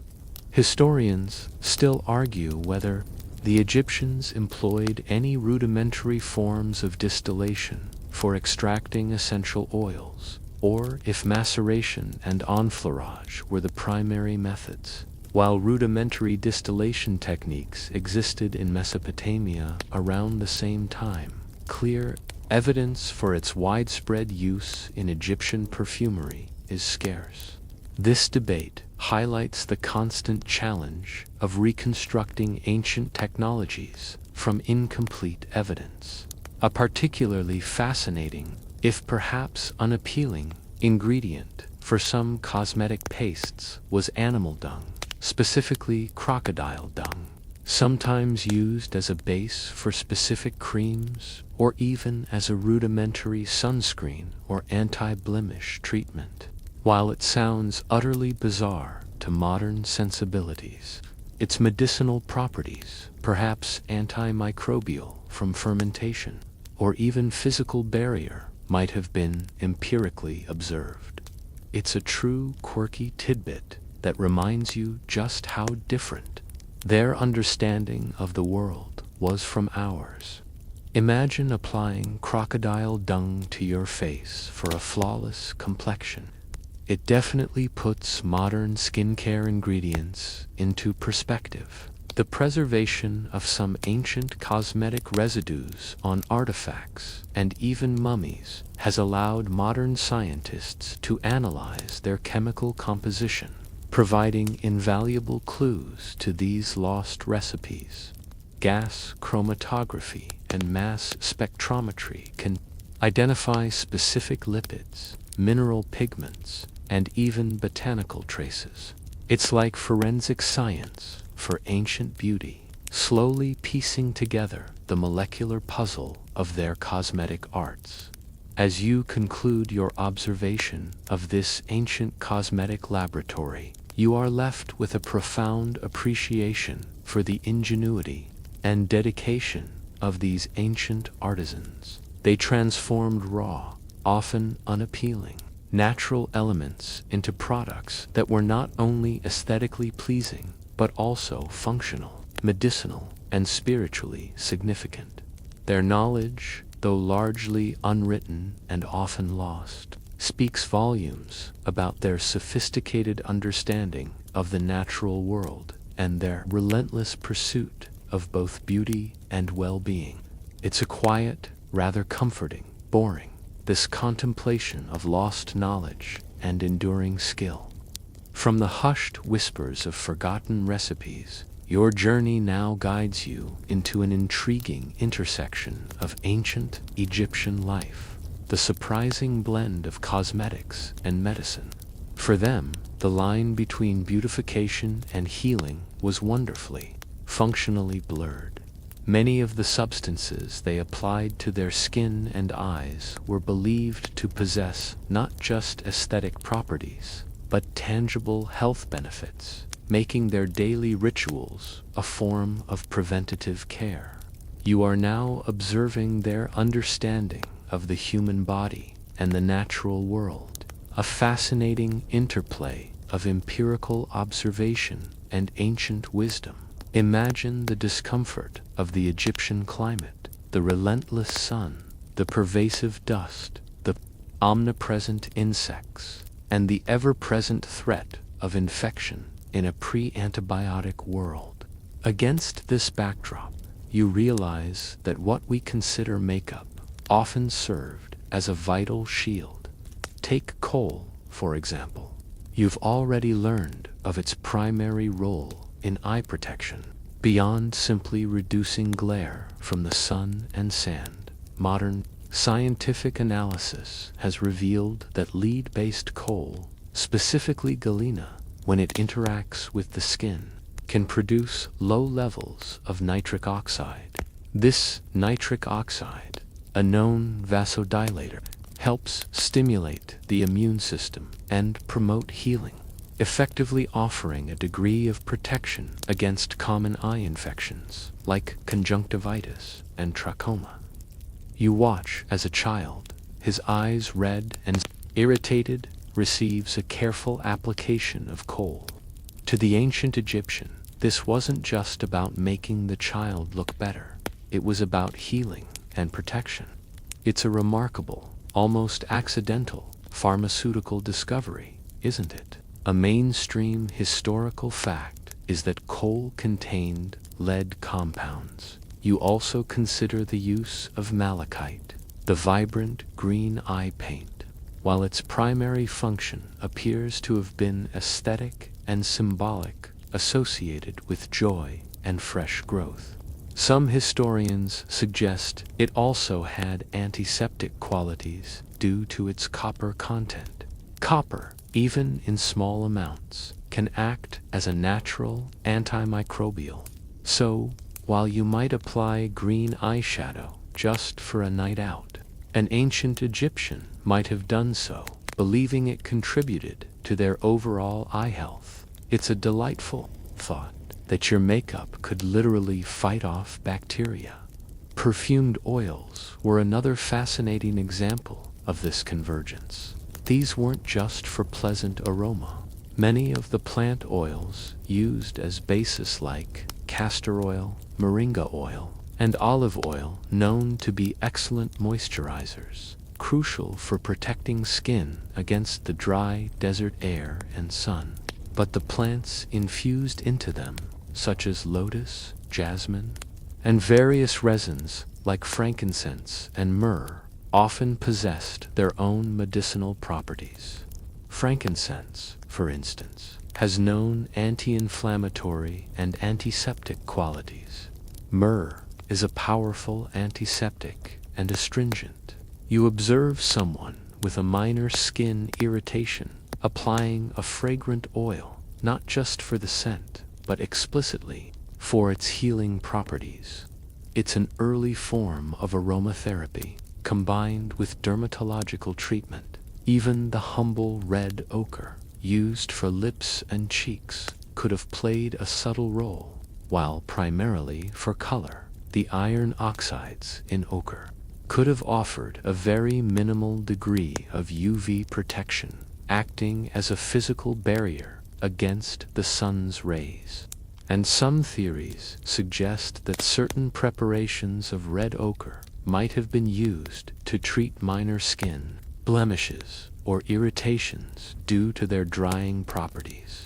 A quirky tidbit that exemplifies this blend is the use of certain, to our minds, bizarre ingredients. Remember the crocodile dung for skin creams? While scientifically unproven for efficacy and certainly unappealing, ancient texts hint at its use for various skin conditions. This demonstrates a fascinating empirical approach to medicine. If something seemed to work, even without understanding the underlying chemistry, it was incorporated into their repertoire. They weren't afraid to experiment with anything found in their environment that might offer relief or improvement. You almost have to admire their boldness, if not their ingredient choices. The systematic recording of medicinal recipes on papyri, such as the Ebers Papyrus and the Edwin Smith Papyrus, often includes instructions for preparing ointments, salves, and cosmetic-like preparations for various ailments. While not always explicitly labeled cosmetics, many of these topical applications would have been visually indistinguishable from beauty products. For example, a cream to soothe irritated skin might contain oils, resins, and mineral pigments. making it look much like a cosmetic paste. This blurring of categories highlights their holistic view of the body. Historians still argue whether the Egyptians had a truly scientific understanding of the medicinal properties of their cosmetic ingredients, or if their observations were purely empirical, meaning they saw results and continued the practice without knowing why it worked. While they lacked modern chemical analysis, their thousands of years of observation and experimentation led them to incredibly effective remedies. Even if the underlying mechanisms remained a mystery to them, it's a constant debate. Genius or fortunate coincidence? Probably a bit of both. You see a priest-physician, his hands stained with various pigments, preparing a poultice for an infected wound. Next to it, he might be preparing Kohl for a ceremonial eye application. For him, the distinction might have been minimal. Both were about restoring balance and health, whether to the spirit or the body. The same materials, the same careful preparation, applied with the same reverence. Consider the pervasive cleanliness and grooming practices as well. While not strictly cosmetics, the daily anointing with scented oils and regular bathing contributed significantly to public health by reducing skin infections and parasites.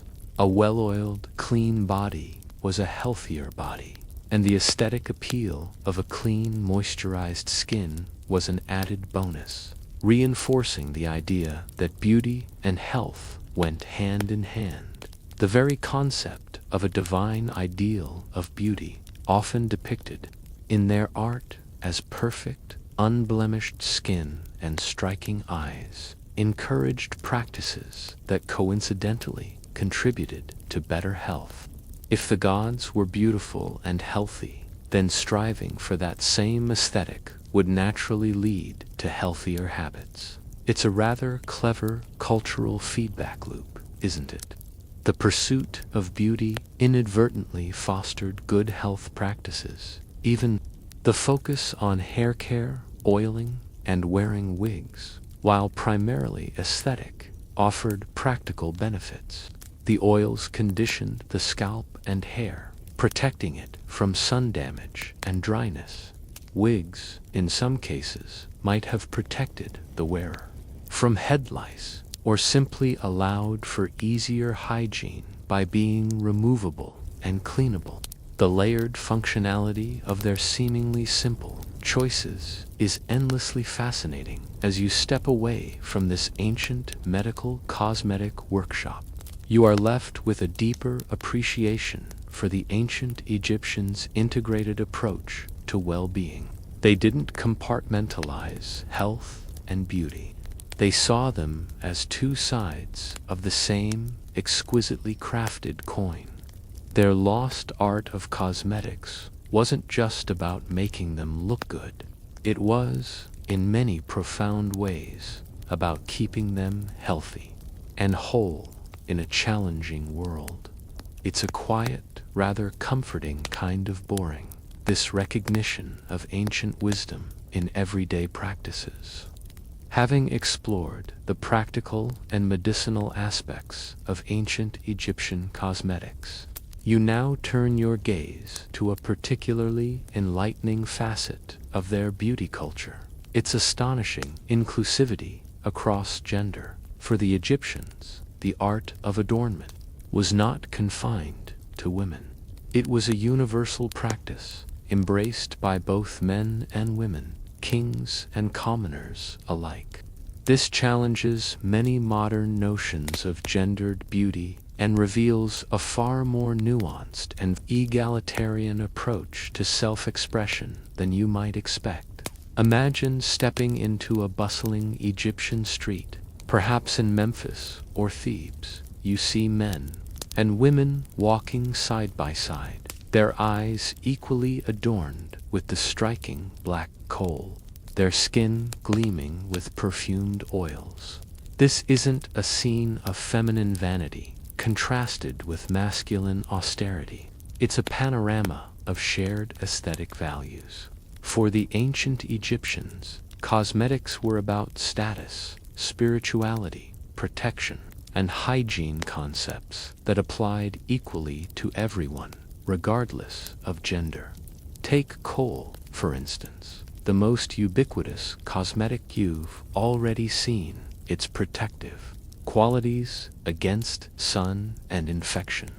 These benefits were obviously equally vital for men, whether they were pharaohs leading armies, scribes working in open courts, or farmers toiling in the fields. You observe a male scribe, his brow furrowed in concentration, his kohl-lined eyes perfectly framed, not as a feminine flourish, but as a testament to his practical need for eye protection and his connection to the divine eye of Horus. It's a mainstream historical fact that both men and women wore kohl. The very concept of masculine or feminine makeup, as we understand it today, simply didn't exist in the same way. Beyond kohl, men also engaged in a wider array of cosmetic practices. You might see statues or tomb paintings depicting male deities, and pharaohs with subtly rouged cheeks and lips colored with red ochre. This wasn't about appearing effeminate. It was about conveying vitality, youth, and health qualities considered essential for a powerful and divine ruler. Imagine a king, ready for battle, not just with armor, but with a touch of rosy cheek to signify his vigor. It truly reshapes your understanding of ancient masculinity. Perfumed oils and unguents were perhaps even more universally applied. Both men and women, from all social classes, used these fragrant preparations daily. You watch as a man, after bathing, carefully anoints his body with scented oil.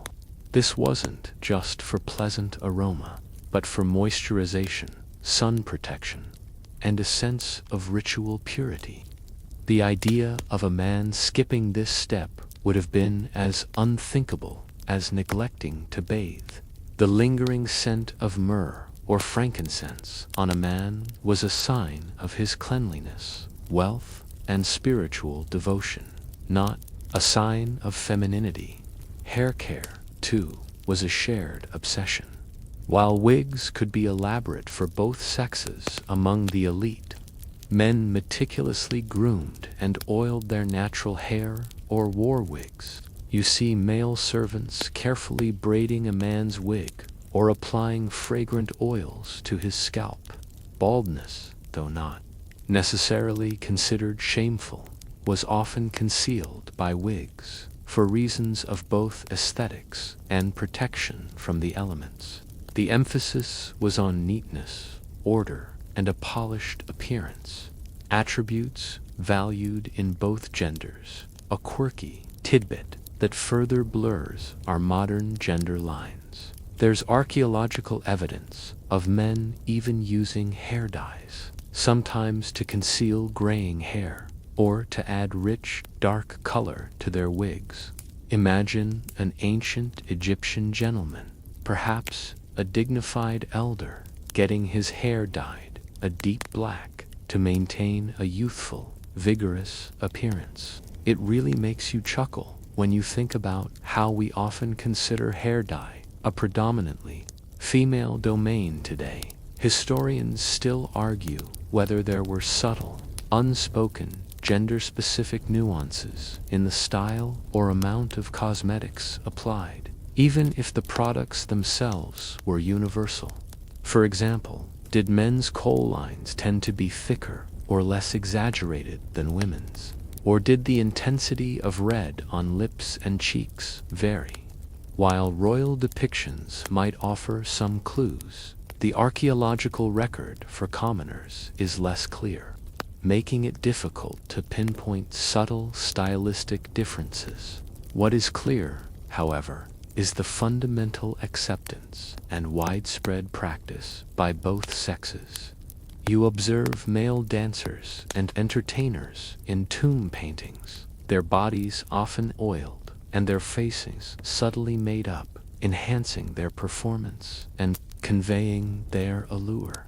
Even male priests, engaging in sacred rituals, would apply kohl and possibly perfumed oils as part of their ceremonial duties, connecting them to the divine realm in a visibly adorned state.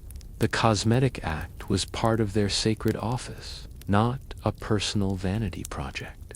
The very concept of beauty in ancient Egypt was often tied to divine ideals, embodied by gods like Osiris and goddesses like Hathor, who themselves were depicted with perfect, often cosmetically enhanced, features. Since humans, especially royalty, strove to emulate the gods, the pursuit of this idealized beauty was a religious and cultural imperative, not a gender-specific one. If a god was depicted with kohl-lined eyes, then both male and female worshippers would naturally emulate that divine aesthetic. Consider the practical implications.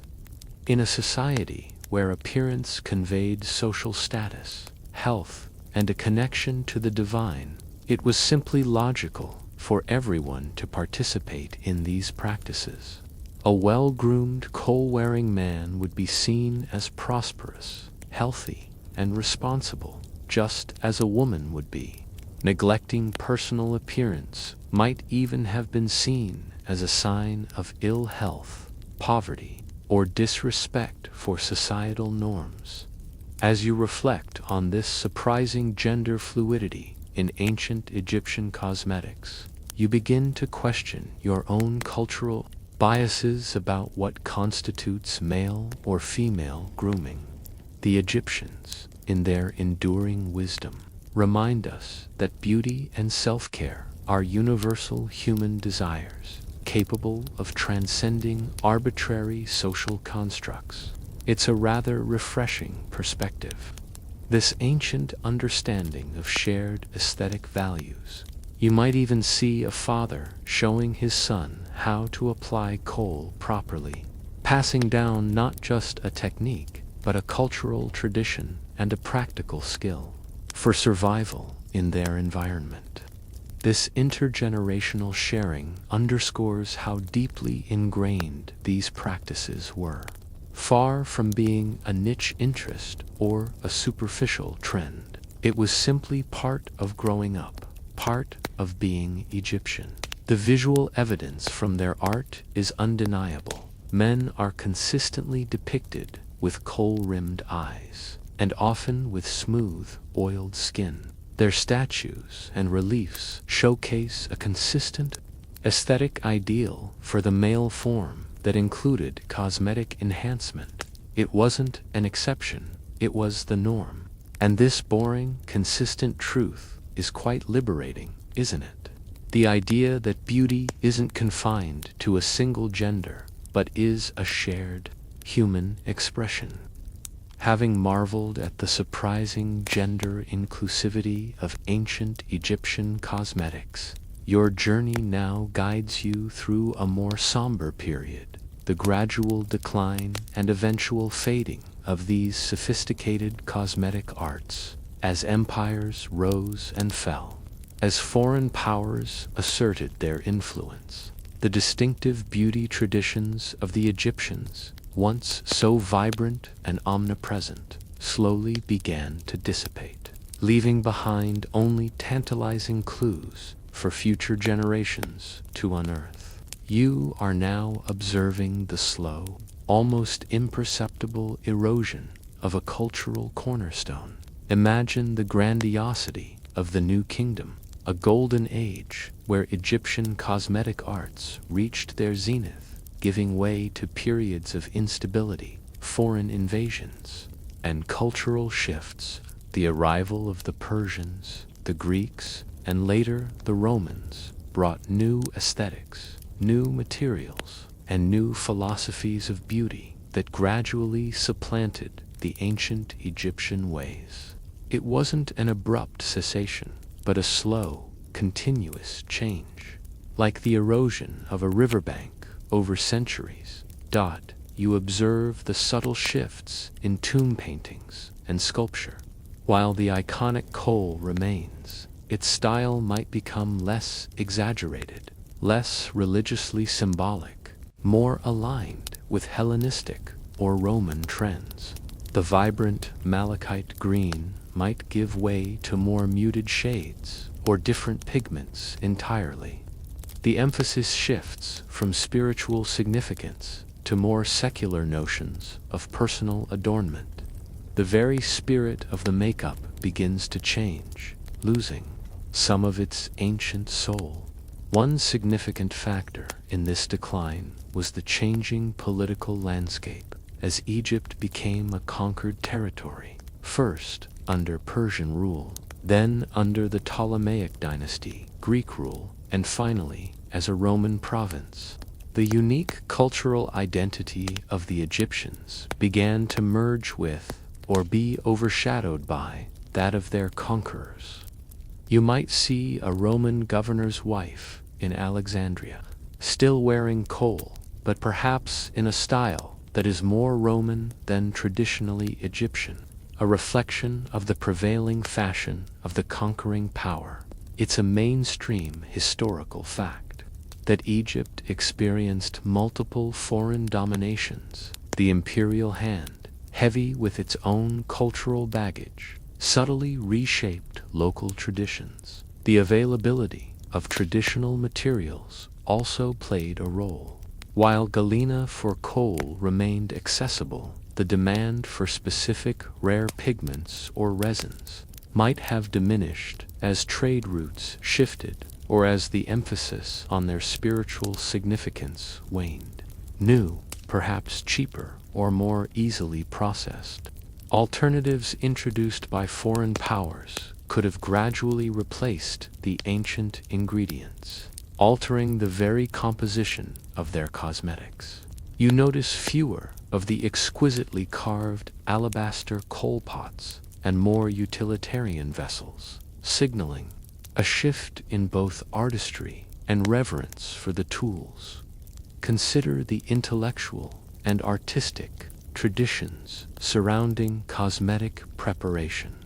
The knowledge of grinding pigments to precise consistencies, the intricate recipes for perfumed oils, the skilled hand of the cosmetic artisan.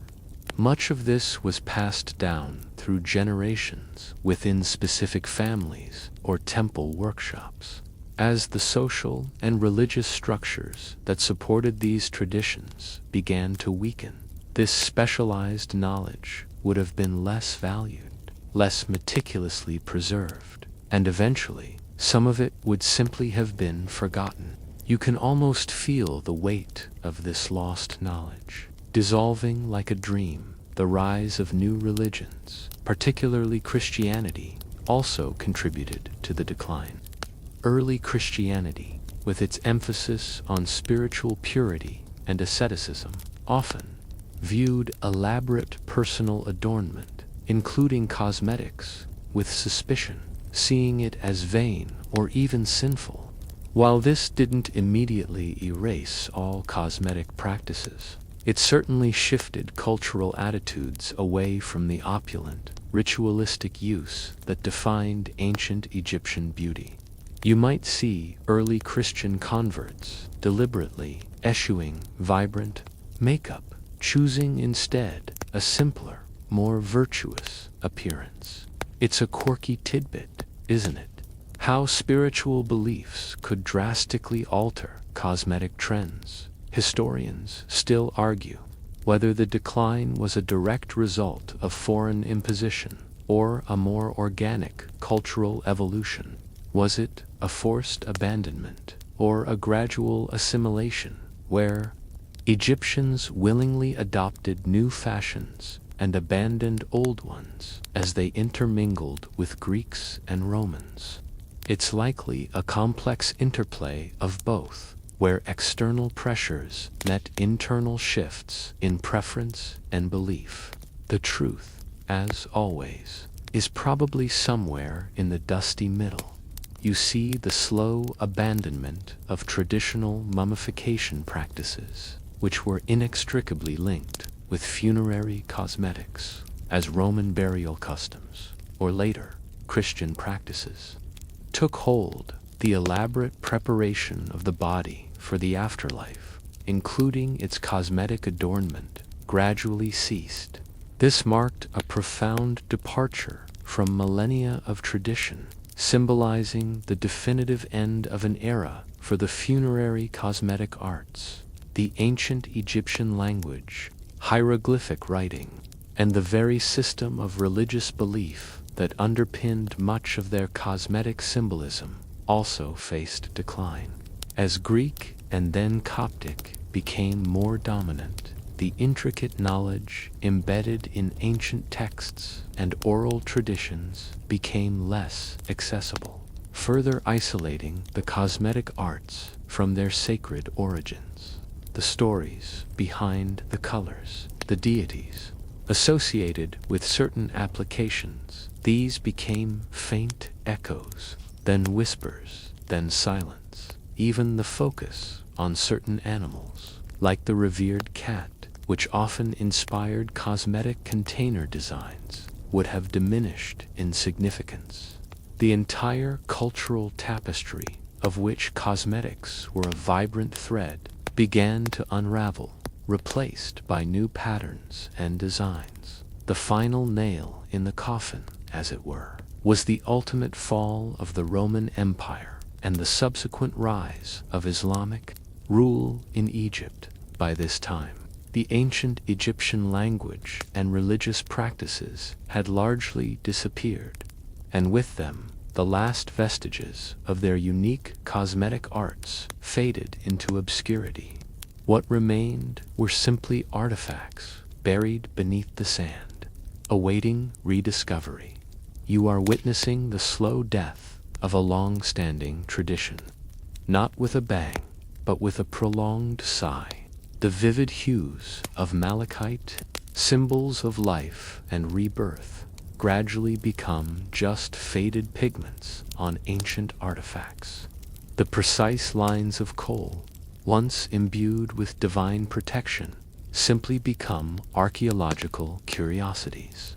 It's a melancholy sight, realizing how easily even the most deeply ingrained cultural practices can yield to the relentless march of time and conquest. The lost art wasn't just about missing recipes. It was about the disconnection from the profound meaning that permeated every stroke of the coal stick, every drop of perfumed oil. The magic, the spirituality, the protection, these intangible layers were peeled away, leaving behind only the surface aesthetic. And without that deeper meaning, the motivation to continue the practices in their ancient form simply evaporated. It's a rather poignant, slow kind of boring, watching a vibrant tradition gently turn to dust. From the mournful decline of ancient Egyptian cosmetics, your journey now shifts dramatically to the thrilling era of their rediscovery. For centuries, the vibrant beauty secrets of the Pharaohs lay buried beneath the shifting sands, waiting patiently to be unearthed. You are now a silent witness to the excited shouts of archaeologists, the careful brushstrokes of excavators, and the painstaking work of scholars as they piece together the dazzling puzzle of this long-forgotten art.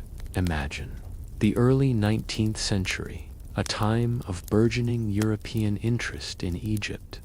Napoleon's expedition sparked a craze, and soon adventurers, scholars, and treasure hunters flocked to the Nile.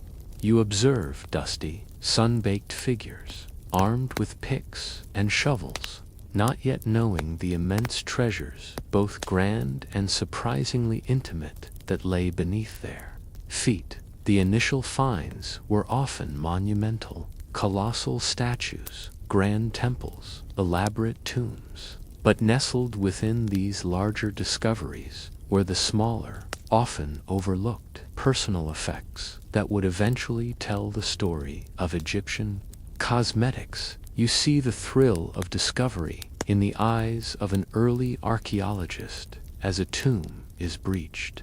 The air, stale for millennia, rushes out, carrying with it the faint scent of decay and ancient resins. And there, amidst the funerary goods, are the familiar shapes, small, exquisitely crafted coal pots, perhaps still containing traces of black pigment, alabaster jars, their milky surfaces gleaming, intricately carved cosmetic palettes. These weren't just objects, they were tangible links to a world long vanished, offering direct evidence of their daily beauty rituals. It's a mainstream historical fact that vast numbers of cosmetic artifacts were recovered from tombs. The Rosetta Stone, discovered in 1799, proved to be the key that unlocked the hieroglyphic language, a decipherment that allowed scholars to finally read ancient Egyptian texts. This was a monumental breakthrough. Suddenly, the mute artifacts began to speak. Papyri, describing medicinal remedies and daily rituals, tomb inscriptions depicting scenes of adornment, and offering lists detailing cosmetics for the deceased could finally be understood. You can almost feel the intellectual electricity in the air as scholars like Champollion painstakingly unravel the secrets of the ancient script, turning whispers into clear voices as excavations continued through the 19th and early 20th centuries. More and more cosmetic artifacts emerged. Howard Carter's discovery of Tutankhamun's tomb in 1922 was a particularly rich trove. Imagine the sheer wonder of seeing, for the first time in over 3,000 years, the young pharaoh's funerary mask, its eyes ringed with gold and lapis lazuli, mirroring the kohl he wore in life. Within the tomb were numerous cosmetic containers, some still holding dried oils and pigments, preserved in astonishing condition. These finds provided an unprecedented glimpse into the actual products and routines of the royal court. You watch as conservators, their hands gloved and steady, carefully extract residues from these ancient pots.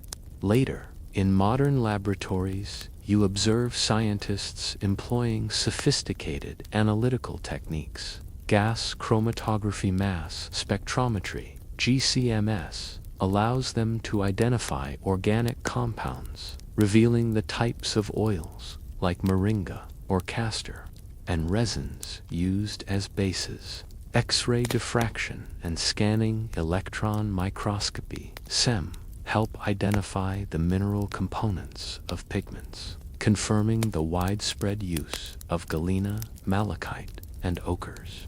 It's like forensic science for ancient beauty, slowly piecing together the molecular puzzle of their long-lost recipes. This is where the true detective work begins, transforming dusty artifacts into data. A particularly quirky tidbit emerged. From these analyses, the discovery that ancient coal often contained lead chloride, compounds lauryonite and phosgenite that are not naturally occurring. This suggested that the Egyptians deliberately created these compounds through a complex chemical process, possibly by heating lead-based minerals with natron and water. This implies a remarkably sophisticated, if empirical, understanding of chemistry, transforming them from mere grinders of minerals into early chemical engineers. Imagine they were synthesizing compounds thousands of years ago. It certainly challenges the notion of primitive, ancient technology. Historians still argue whether the discovery and decipherment of these cosmetic practices significantly influenced early 20th century beauty trends, sparking a renewed interest in dramatic eye makeup and exotic scents. While the influence of Egyptomania on fashion and art is undeniable, the direct link to specific cosmetic formulations is more tenuous. However, the inspiration was certainly there. The allure of ancient Egyptian glamour was irresistible. You might even catch glimpses of early Hollywood stars adopting Kohl-like eye makeup, subtly echoing the ancient queens. The interpretation of these finds was as crucial as their discovery.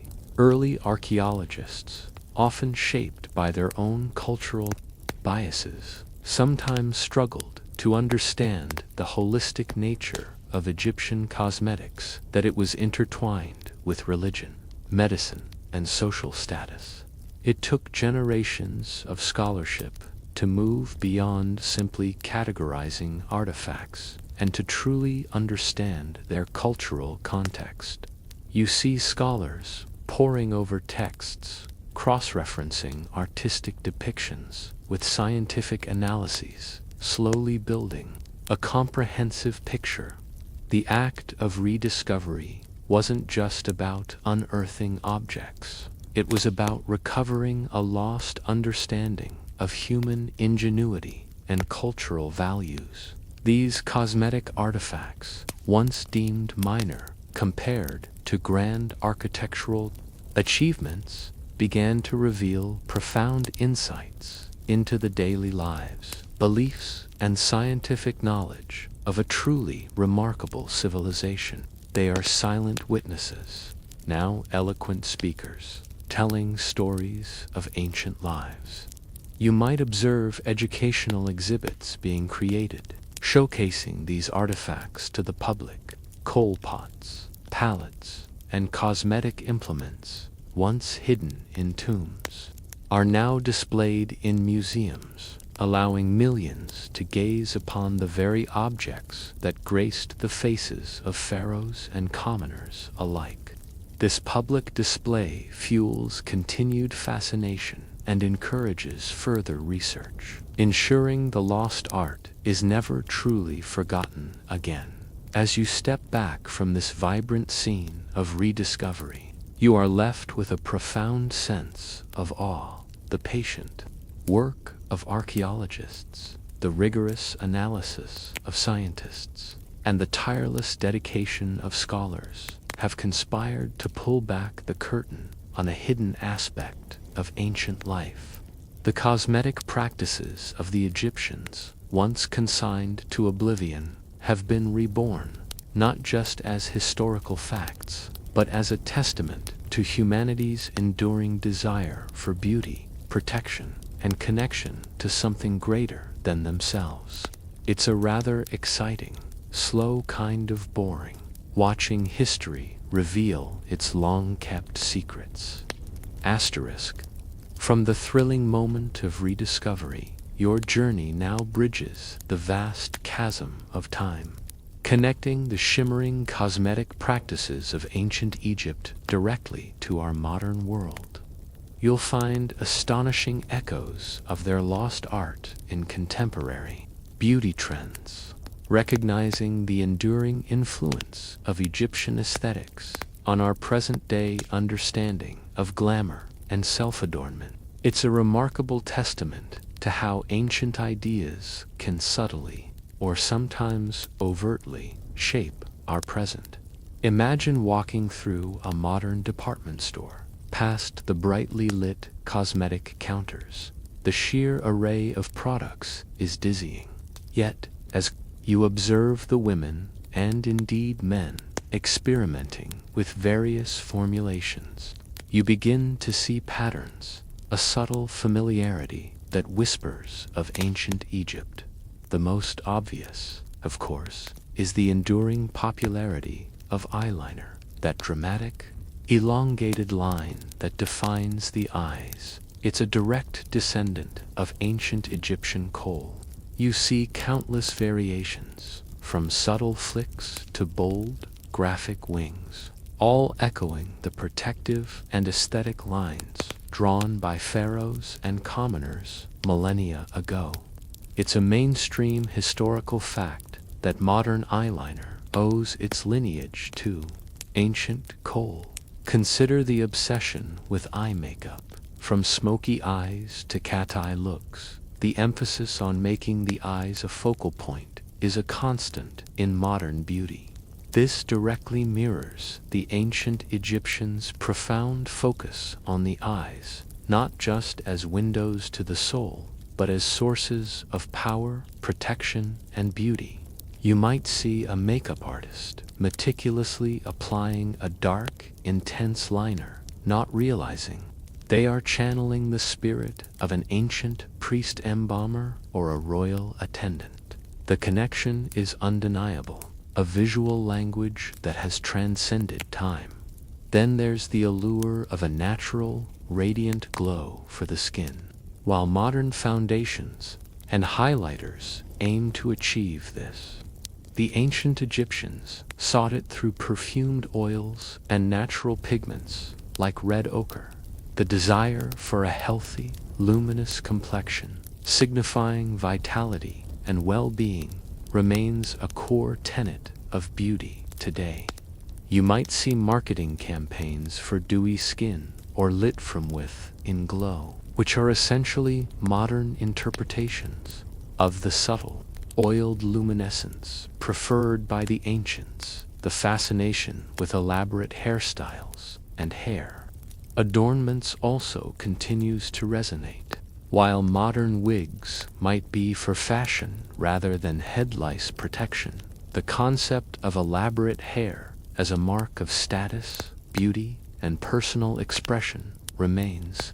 From intricate braids to extensions and elaborate updos, you see echoes of the complex wigs and braided styles favored by the ancient Egyptians. Remember those heavy, perfumed cones? While we thankfully don't apply melting fat to our heads anymore, the desire for deeply conditioned, fragrant hair persists, leading to a booming market in hair oils and treatments.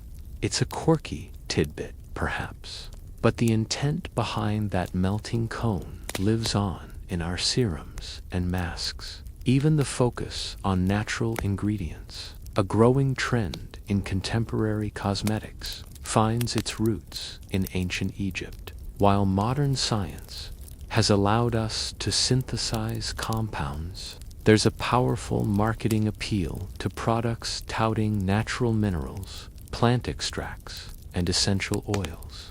This harks back to a time when all cosmetics were derived directly from the earth's bounty: minerals, plants, and animal fats. You might pick up a product today boasting mineral pigments or botanical extracts, unknowingly connecting yourself to the very same sources that formed the basis of an ancient Egyptian beauty routine. The concept of beauty as a holistic practice, encompassing hygiene, well-being, and spiritual connection, also has subtle modern parallels. While we may not explicitly apply makeup to ward off evil spirits, many people find a ritualistic, almost meditative quality in their daily beauty routines. The act of cleansing, moisturizing, and applying cosmetics can be a moment of self-care, a way to prepare oneself for the day, much like the ancient Egyptians did. It's a personal ritual that provides a sense of order and readiness. Historians still argue whether the widespread popularity of ancient Egyptian themes in Western culture, particularly after major archaeological discoveries like Tutankhamun's tomb, led directly to specific cosmetic product development, or if it merely amplified existing trends. Was the Flapper era's dramatic eye makeup a direct result of Egyptomania, or was it a parallel evolution influenced by broader societal shifts? The interaction is complex, a fascinating dance between historical inspiration and cultural innovation. Consider the packaging and presentation of modern luxury cosmetics. Sleek, elegant jars, dark, mysterious bottles, metallic accents.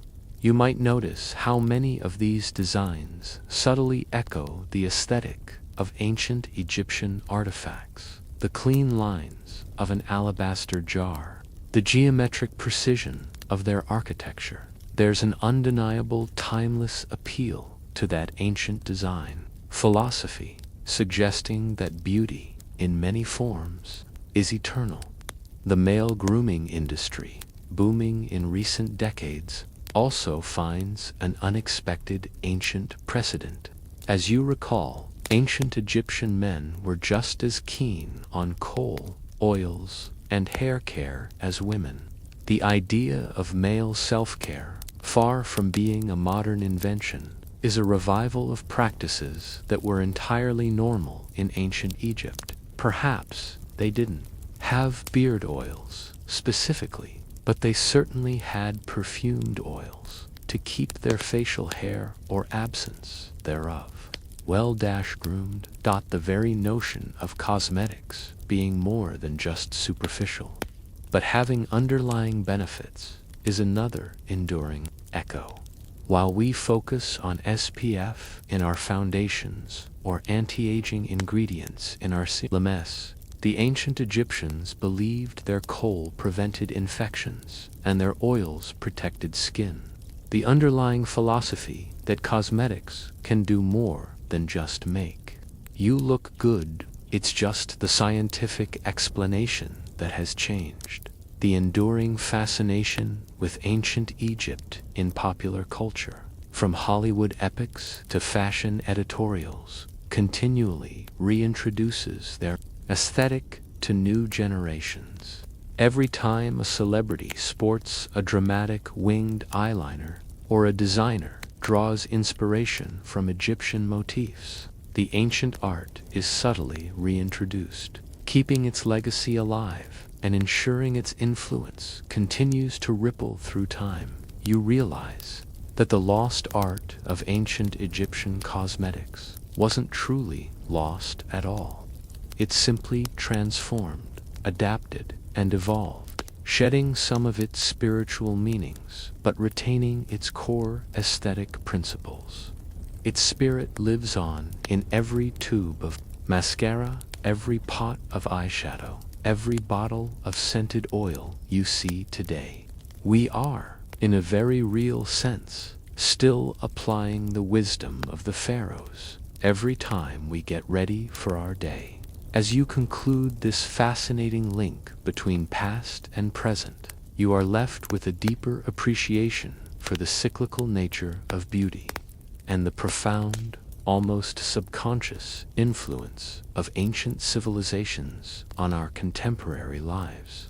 It's a quiet, rather comforting, boring, this recognition of eternal beauty.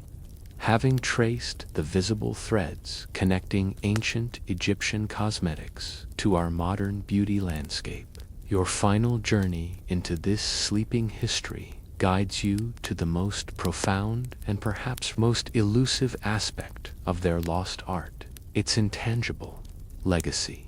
Beyond the pigments and pots, beyond the rituals and rules, lies a deeper cultural and spiritual significance that transcends mere appearance. You are now left to reflect on the unseen beauty, a whisper through time that continues to resonate.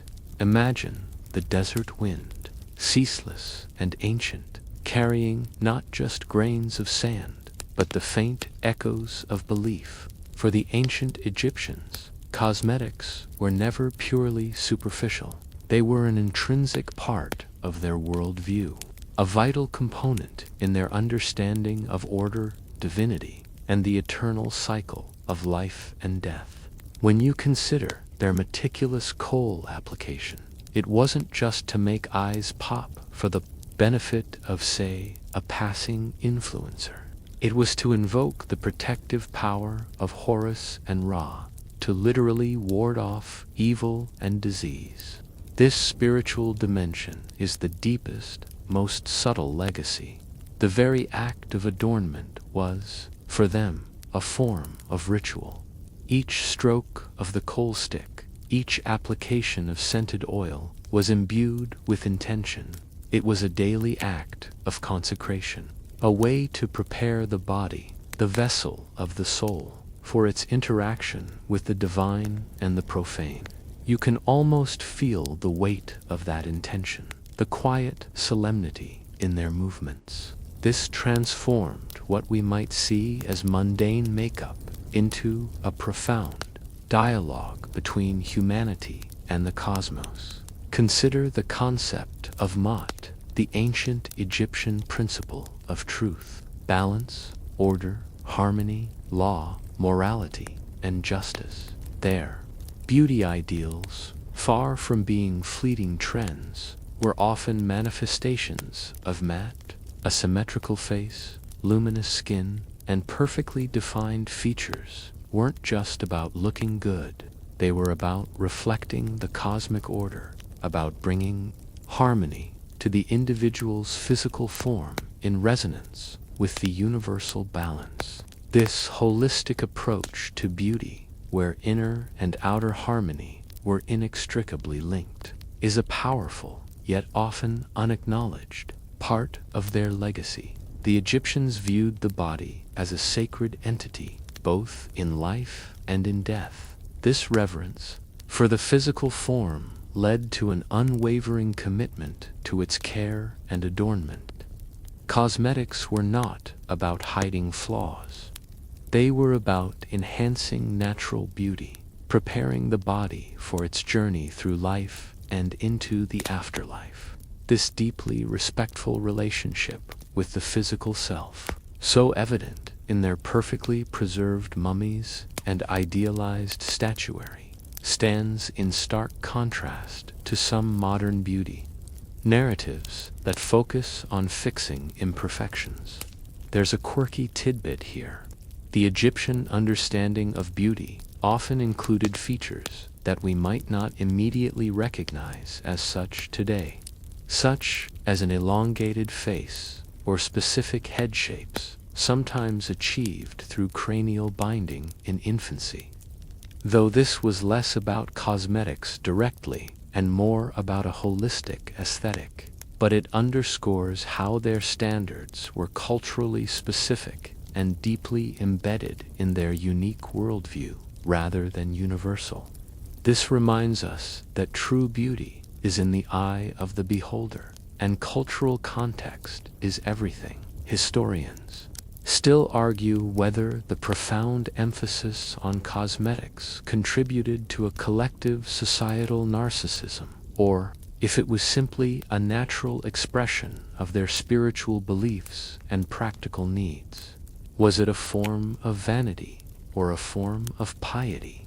The truth, you might imagine that for some it was indeed about personal vanity, while for others it was a deeply spiritual act, a personal prayer in pigment, the enduring visual impact of Egyptian aesthetics, particularly their distinct eye makeup, has had a profound, almost subconscious, influence on art, fashion, and popular culture throughout history.